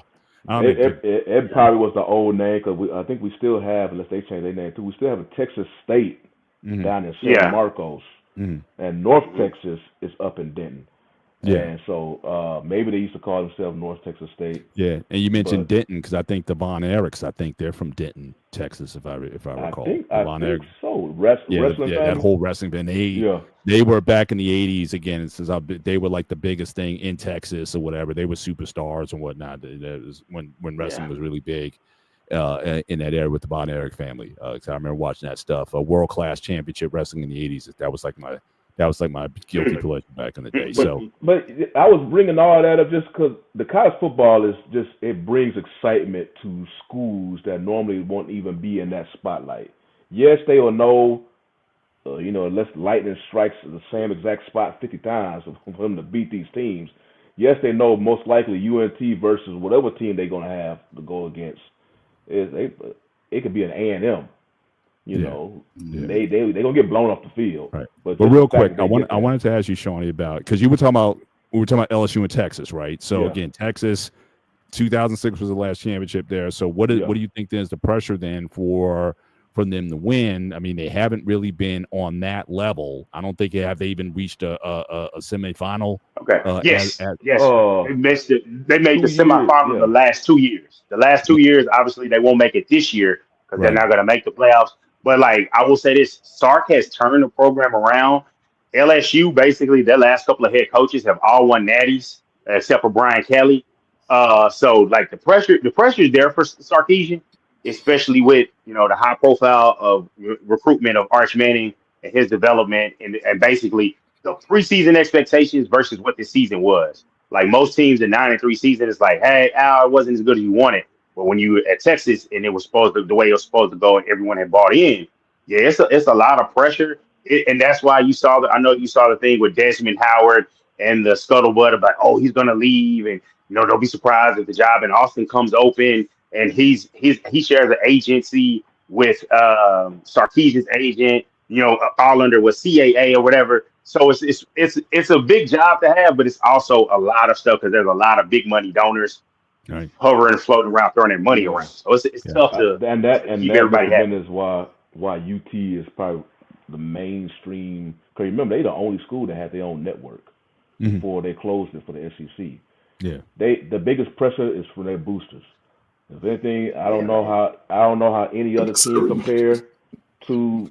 That's why I'm not sure. Like I said, if you have a choice as a coach to go to LSU or Texas, I would think I'd want to go to LSU. But you go to LSU's a mess. LSU's a complete mess. The governor getting involved and all this. I'm just saying historically, like over the past, like Shawnee's, it's almost like he putting Texas and LSU on the same level, and certainly, like you said, the last 20 years or so, they haven't been on. The same but y'all level. looking at them. Y'all looking at LSU recently. Texas has a history. And they have money. 20 so years. if you're a coach of a big name coach, and you come I don't want to say anybody will do that with Nick Saban, but if you're a big name coach and you come to UT, they will literally have the money for you. Just go do whatever the hell you want to do. So why didn't they go after Lane? So especially if Lane is the big prospect. So why haven't they been able to secure? They at the time they cool with Sark. I mean, Sark has been they got Sarkeesian. He elevated, and when he got touched when he touched the hem of Saban's garment, that fixed everything that was wrong with him before. And just like with Lane Kiffin, because I want to say Sark was the replacement for Lane when Lane left. All I know is last year Ohio State was almost willing to fire their coach because he lost to Michigan. That's how crazy it was at Ohio State to win. And that's why you don't let fans run the team. And I'm just saying, but I don't see that coming out of UT saying because they've beaten their rivals. The last 2 years, they're three of their. Well, I don't really count Arkansas, but technically Arkansas is a rival. A.&M's a rival. Oklahoma's a rival. Last 3 years, Sark has beat them. So it's just like you're safe in that point of beating your rival, especially the best thing you can do in a down year is beat your rival last game of the season, like they did with A&M. And if they hadn't lost to Florida, then you're talking about a playoff berth. But they didn't, so he can't lose those type of games. Right, and so I'm with you, Coach. How many years do you give Sark without a championship? 5. He plays out his contract. If he's competing for the championship and the SEC championship every year, he's going to get to play out his contract. Because that's the thing. I'm with you, Coach. Yeah, boosters are big on those rivalry games, and at least make it to a bowl. You don't make it to a bowl 2 years in a row. Like I said, I'm not saying they're not a top 10, but Texas. I don't know if they're top 5 though. Not top 5 is beta. Texas, yeah. No, it might be 6. They're not good enough. Yeah, they top 10. But I'm saying, they've been in that state for quite a number of years now. So I'm just saying that when is the pressure going to get to a point where when's the focus on the national championship versus beating your rivalry teams? But I think they just have like that because they got the money. They damn near have more money than anybody, so they can afford anybody. If you trying to get into a bidding war with them, you probably will lose. And so that's why their program is up there. They just have the money. We'll see. All right, last block of the night, guys. Switching to the NBA. So we were just talking about this last week, and Dante, you weren't here for this discussion. So we had this breakdown. Now, again, I don't think he's a first ballot Hall of Famer, but he is a Hall of Famer.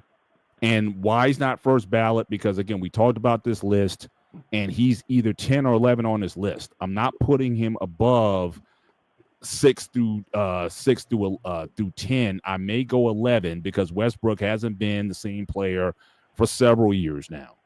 But certainly, we just heard the news yesterday. Last week said, reunited with Clippers. He's arguably the greatest player in Clippers history.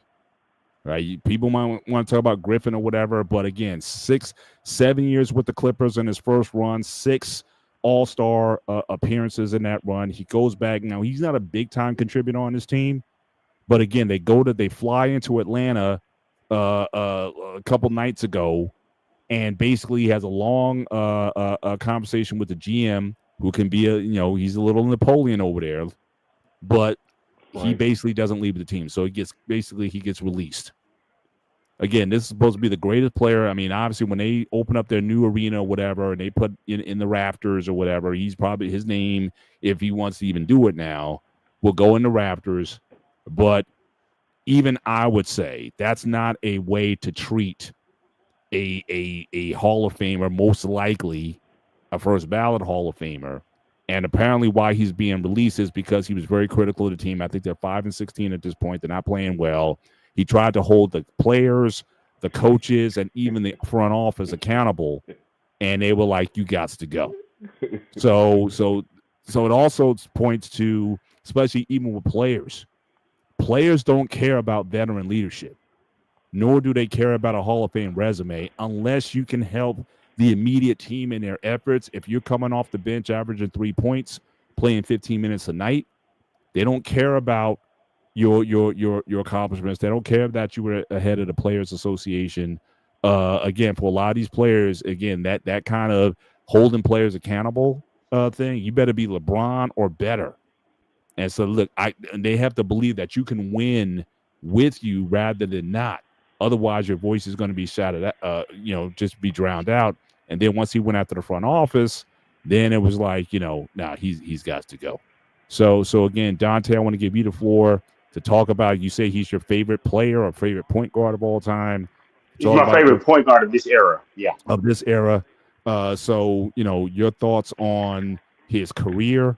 Do you think this might be it for him, or will another team pick him up again? I think he was averaging like 3 points a game or something like that. So again, like I said, I'm not saying he's putting up, certainly not all-star numbers in this latter years, but just overall, if you want to reflect on his career and the decision by the Clippers, which I think, again, for a guy who announced that he's going out, you can't ride out the season with him. I just think that for you, arguably the greatest player in your history, I don't think that's necessarily the best way to handle the situation. But your thoughts on him, and then we'll share it with the other guys. Okay. I'll say first things first. On this list, I can understand you saying you feel like some of those other guys should be ahead of him. I can respect that. I'm sorry. I love Oscar Robertson, but for making it through the 80s, we need to put top 3 Isaiah Thomas. He was, because my thing is, of everybody on that list, being a small guard, point guard, and leading his team to championships in a tough era, had to go through those bird Celtics. So like that guy was Jordan, all of that. So I would just say that's first things first. I don't mind that. What I said, Zeke was bad. Zeke was a bad boy. I mean, Zeke was a top 3. bad. Man, look, he was one of them that your pops tell you about, and I was like, "Man, are you sure he really is nice as you say?" And then I went and saw. I was like, "Oh no!" I said, "Oh, I was, yeah, okay." I was like, "Yeah, you right." He was a baller, but Chris Paul, like I will say this, and they had to talk about him on Mikey Jones' show. Is like, hey, he's efficiency, he was everything, he was all these different things. Sometimes when it came down to it breaking down in the playoffs, he could do the textbook stuff, but sometimes when it broke down, it wasn't always the best. And always being able to go and just get those buckets when you need it as a guy. But I would say efficiency, and my thing is, as a small guard, he's a guy that to me, when you say, "Oh man, he's too small, he can't play defense," Chris Paul did. Chris Paul was all defensive, and that's why I put him a notch up there over some other point guards like a Russell Westbrook, who I love as well in this era. But it's like he over there, he blocked up. Russ does have bad. No MVP. No MVPs. That's the thing about, and then the Russ MVP.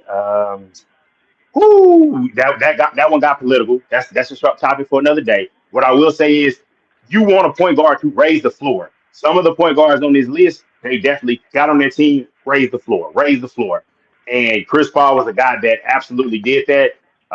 Respect to John Stockton, but when what I'm saying, he had the running mate. No matter where you sit Chris Paul, similar to Jason Kidd. I remember when he went to those bad Nets teams in the late 90s, 2000s, took them right to the finals. So that kind of got an impact to get the guys the basketball where they want it. Yes, Chris played in a tough conference, and sometimes he had some bad breaks. He ran up against a legend, and that's why he didn't get a championship. But the Clippers are on an all-time horrible run of decision-making. I'm sorry, Chris. Guys, everybody's not LeBron. Everybody doesn't get that Kobe that send off. He played all 82 games last year and helped develop those guys over there with the Spurs. Maybe you should have just let it go after that point. Sometimes you got to know when to let go. But the Clippers, from the worst and worst from the Paul George trade to the worst and worst of the Kawhi Leonard to now letting him go to the Aspire thing and the funneling money to Kawhi, all time terrible run from a terrible organization.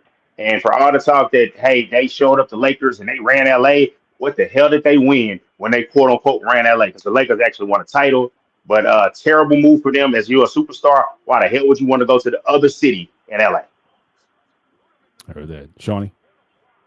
Yeah, the Clippers when they made the new arena they're currently in, they were coming up and not in popularity because the Clippers ain't gonna be popular in the Lakers, but just in basketball terms, they was coming up to be able to try to dethrone the Lakers and in LA as being the better basketball team in the city.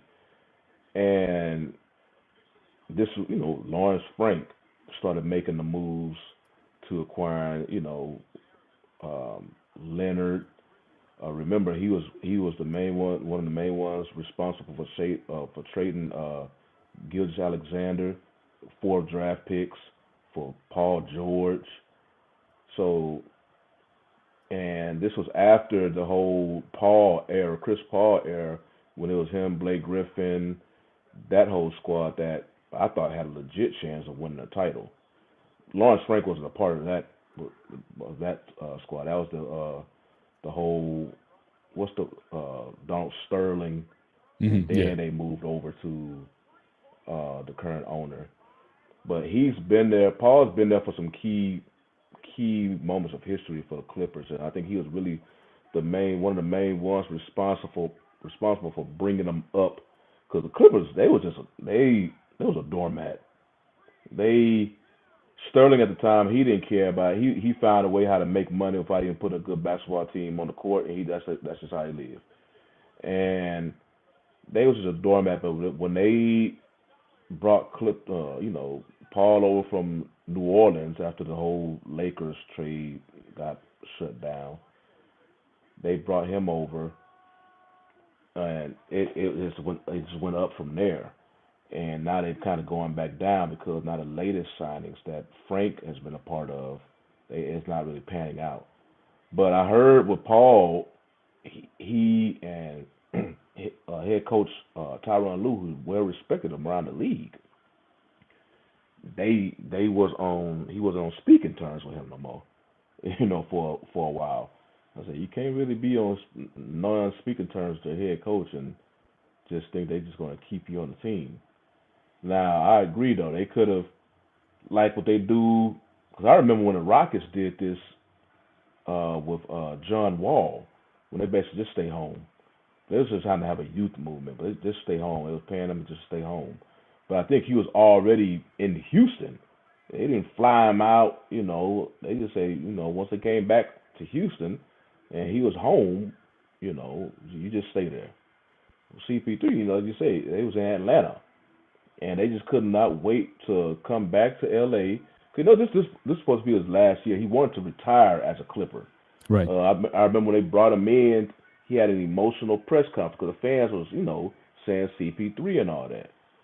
And he could have just at least brought the dude back to LA. Then they went up to the front office, worked out the numbers to buy out the rest of his contract. And, hey, it is what it is. And then he could have left. I don't think the really issue is that you release Chris Paul. It's just the way they went about it. Yeah. So. Because they could have waived them. I think the January deadline, January is when the deadline to waive, they could have waited till then. But again, I just think that it just got very toxic very fast.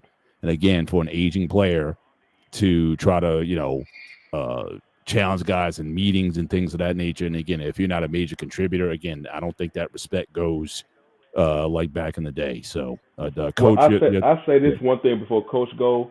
Remember, one of his stops before he came back to LA was OKC, and he did a good job of bringing them up. And I believe at the time they released Paul, Clippers did. I think Gibbs Alexander did a social media post, almost entertaining the thought of, hey, if he don't know if it can be, if it's possible, but if the front office want to some way bring back Paul to OKC, because he said he really would like to win a ring for CP3. I know CP3 wanted to retire a Clipper, but if it's just made this, you just go his veteran knowledge. Everybody can accept that. He's just CP3 is he's gonna call you out no matter who you are. But his knowledge, everybody respects that, his basketball knowledge. So if he's just gonna be on the end of the bench and just coaching up some of the young dudes on that team, yeah, I think it could be a good thing, and I think they can win for him. Do you think coaching is Right in his about that, future? Johnny. Do you think he Hold on, could be hold a on, hold head on. coach? Hold time out. Man. All right, Come I'm sorry, on. Coach. I jumped in front of you. My bad. Go ahead, sir. Man, what are we doing, man? Time out. Listen, man. The Clippers, they in disarray anyway. They just letting him go. I think somebody go pick him up. He can still be an asset. Maybe not as much playing time, but he can definitely help a young team. He's still one of the best point guards in the league. There's not too many point guards as Chris Paul. Now his scoring's down. His defense, it's always been suspect. He don't have the speed that he once had in offense, but if I was him, I think the Clippers showed poor taste. That was a white boy, let's be real. They would have let him ride the season out on the bench. They let Haslett ride the bench 5 years in Miami. He should have been out of the league, but they at least gave him the respect to finish the season. And the fact that he wanted to come home, y'all pick him up, and then y'all release him after he makes his announcement. Come on, man. I mean, it's just poor taste to me. It's poor taste. And I don't see the Clippers really rebounding from this. I really don't. I really don't see them rebounding from it. I think they're going to fall apart even more. They'll probably win 30 games, if that, with Kawhi Leonard playing. But it's poor taste, man, to me. So. Gotcha. We're getting ready. We're getting ready for our final thoughts. I just wanted to kind of repost something. We might have talked about this earlier in the blog. I think I might have forgot. Yeah, we did. Okay, but just to reiterate, certainly for guys who didn't see it, certainly as you came in tonight, if I could share my screen real quick. So again, that Dallas game, Cowboys and Chiefs. Oh, I know what you're talking about. Yeah. So again, this is the most viewed game in NFL history. Beat the last mark by 36%. So peak viewership at 61.3 million viewers. So again, obviously you got one of the greats in the game. It's Thanksgiving, so all those dominoes came to play. So for everyone talking about network television, is it kind of going away or whatever? No, people still tune in, whether it be on Netflix or some other streaming platform or whatnot. But certainly for the networks to have this kind of number, you don't get this until kind of Super Bowl type of numbers. So again, just just wanted to acknowledge that that showing, and certainly, like I said, they broke records there. But again, we're getting ready for final thoughts. I'll certainly lead this off. And Dante, if you're still there, I want you to come back because I did want you to comment on again. Not a legendary player, but we talk about health and we talk about just longevity in this world. And unfortunately, we lost a guy. Wasn't a superstar, but certainly a notable name in NBA history. Eldon Campbell, former Laker, 57 years old. Again, just another event where we're losing brothers in our 50s. We don't know the cause of death or whatever, but this was certainly a sudden thing. So I don't know if Dante, since he played for the world, I don't know if he's at this point like a role player for the Lakers, but any comments that you may have on Eldon when he was on the Lakers, I'll turn to you if you have any other thing to say about it. Only thing I say, I was surprised because I was like, man, he played in like the 90s and 2000s. I was just like, that's pretty young, to pass away. So I'm with you. I don't know the cause, but my condolences to his family. It's really young, and I would say I've definitely heard this about the big men in the NBA about having. I don't want to say this was it, but I've heard this that about congestive heart failure and different things when they're bigger bodies, taller guys. I've heard about these things, so I'm hoping that this will cause an awareness. Even though it should have been where the older guys that have stayed in the league, there's enough money that's come through the league to get these guys to health flags, just like the NFL gets with the linemen and has them lose weight after they're done playing, so it's easier in their joints, so they can live a longer life. Hopefully, something like that will happen with the big men of the NBA, because that's truly sad to see that. Yeah, for sure, for sure. Shawnee, any final thoughts on your end? Come back to me. Okay. I Coach, forgot to give this real quick. Oh, yeah. SWAC championship game on Saturday. We're playing against Jackson State. It's gonna be an uphill battle. They're ranked in the FCS. Tough battle, but I think we're coming out with the dub. Let's go PVU. Nice. Well, certainly, definitely, if they do pull it out, definitely hype it up on the next show. We'll certainly give us a spot today. And so, Shawnee, you went to an HBCU also? I went to PV. All right. So listen, guys. If you guys at any time, if you guys want to have a block to illustrate or highlight HBCU football or anything that's going on of hype or whatever, feel free to certainly bring it up as a segment. We'll do. Absolutely. But Coach, you want to give your final thoughts? Mute, sir. Just go thank Dante. My wife graduated from Jackson State, so I know she swagged down to the T. Just real quick, man. My high school alma mater made it to the Final Four this past weekend. They lost in the Final Four. They had, they went out to the county, but first 10-2 season shoots ever. But they doing some big things over there, man. So salute to them, man. And listen, man, this is football, man. This is football. Didn't nobody have nothing to do on Thanksgiving when nobody traveling? Everybody was, scared of the economy. But just real quick on health, man. Listen, man. The fact that, again, man, I'm in my 50s, brother been in his 50s, man, and we losing brothers, man, relatively young ages to me, man. Man, y'all make sure y'all get checked out, man. Make sure y'all check on your buddies, man, who may be down in a rut.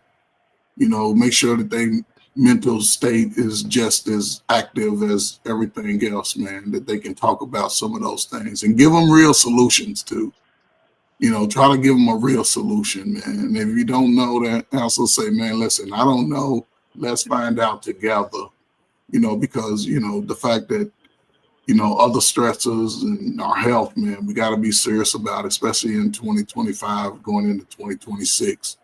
We all got responsibilities, man, and I'd rather see y'all Shawnee, you right there, you pepper spray beard. Dante, you still got that little boy beard and things like that, but I want to see y'all old and ugly like me too. That means y'all still living and y'all got, what I'm saying, you got a purpose, man. So yeah, man, salute to y'all brothers, man. All you brothers in the chat, so many of y'all today, man. All y'all go to the doctor before the end of the year and tell them check your blood, your urine, everything, man, because we all need to be here, man. So salute to y'all, man. That's what's up. Shawnee, your last word. Yeah, we were talking about PV and HBCUs. It's not really sport related, but just wanted to shout out Dante. I'm pretty sure he probably knows, familiar with it. I just want to give a shout out to Jeff Bezos, his ex-wife, Miss Mackenzie Scott. So we had COVID, and I don't know if y'all remember during the beginning of COVID, she made these donations to several HBCUs. Yeah. And at the time, I think Prairie View, she, for whatever reason, I don't really know why, Prairie View got the biggest donation amount from her. At the time, $50 million. And this was in 2021, maybe 22, somewhere around there. Fast forward to this past summer or early fall or whatnot, and hit on Miss Scott's heart again to send a donation to Prairie View amongst some 63 million. was it 63 or 65? It might have been 65. I'm not sure, but I we believe so. appreciate it. Basically, within a 5-year period, she donated between 113 and 115 million to PV alone. So I was like, man, I don't care. I know it's an HBCU, but I don't know when the last time. I think I've been to campus maybe 5 years ago. Next time I go to that campus, I want to see a Scott Boulevard, a building named after her. And hell, we don't really have statues up there on the campus. We have these plaques. We have Yeah. plaques all throughout this campus. Hell, build her a plaque too. So, because the 50 million was the largest donation that the school has ever received. Then she topped it off, so let me give you an extra 15 million. Now she got to 65. I was like, man, I don't know why her reasoning is for this. Because like she's been doing it to other HBCUs as well. But hey, we are definitely from alumni from that school, man. We are definitely appreciative and thankful that she's doing it. It's definitely helping out the current students. I believe PV's been using it for scholarships and upgrading residential halls. It's just pure, just around the campus, educational. They try to use this money wisely. And the fact that she gave 50 million plus twice to the school, oh yeah, big shout out to her. Well, to Big me, props. that's the biggest takeaway. Like you said, the school's using it wisely because unfortunately, in the last few years, you've had a lot of these HBCUs, money scandals and whatnot, and money just disappearing, going to certain people. So the fact that they're putting the school first, that to me is as big as the contribution itself. It's not so much how much you have, it's what you do with what you have. And the fact that they're using it wisely, shout out to the administration at HBCU, at Prairie View, that they got some good leadership, which all these HBCUs need, because I didn't like hearing a lot of these stories over the past 5-10 years of schools, just, dorms got mold in them and just all kinds of things going on. So finally we got getting the right people in these places so that these HBCUs can, be attractive places, because especially with affirmative action, we're not going, and these schools are going to be more important than ever. So we need to make these places attractive. I don't know if y'all ever been to a PV campus, but it's a beautiful campus. It's a beautiful campus. For sure. And again, Anton gets the last word. Shout out to Tennessee State, the first HBCU to have a varsity ice hockey team. Hey. So there you go. But we want to thank you guys again. I think this might have been a record-breaking show. I think we might have topped 70 simultaneous views tonight. We really thank you guys for being part of this conversation tonight. Certainly tune in next week as we go into this again. So certainly make sure you hit the like button, certainly as you leave the show, but certainly for myself, Mr. Bennett, for the coach in the building, for Shawnee and Dante. This is the One-on-One Sports Show here on the Black Men Unfiltered Network. You guys take care. God bless. And we will see you next time. Good night.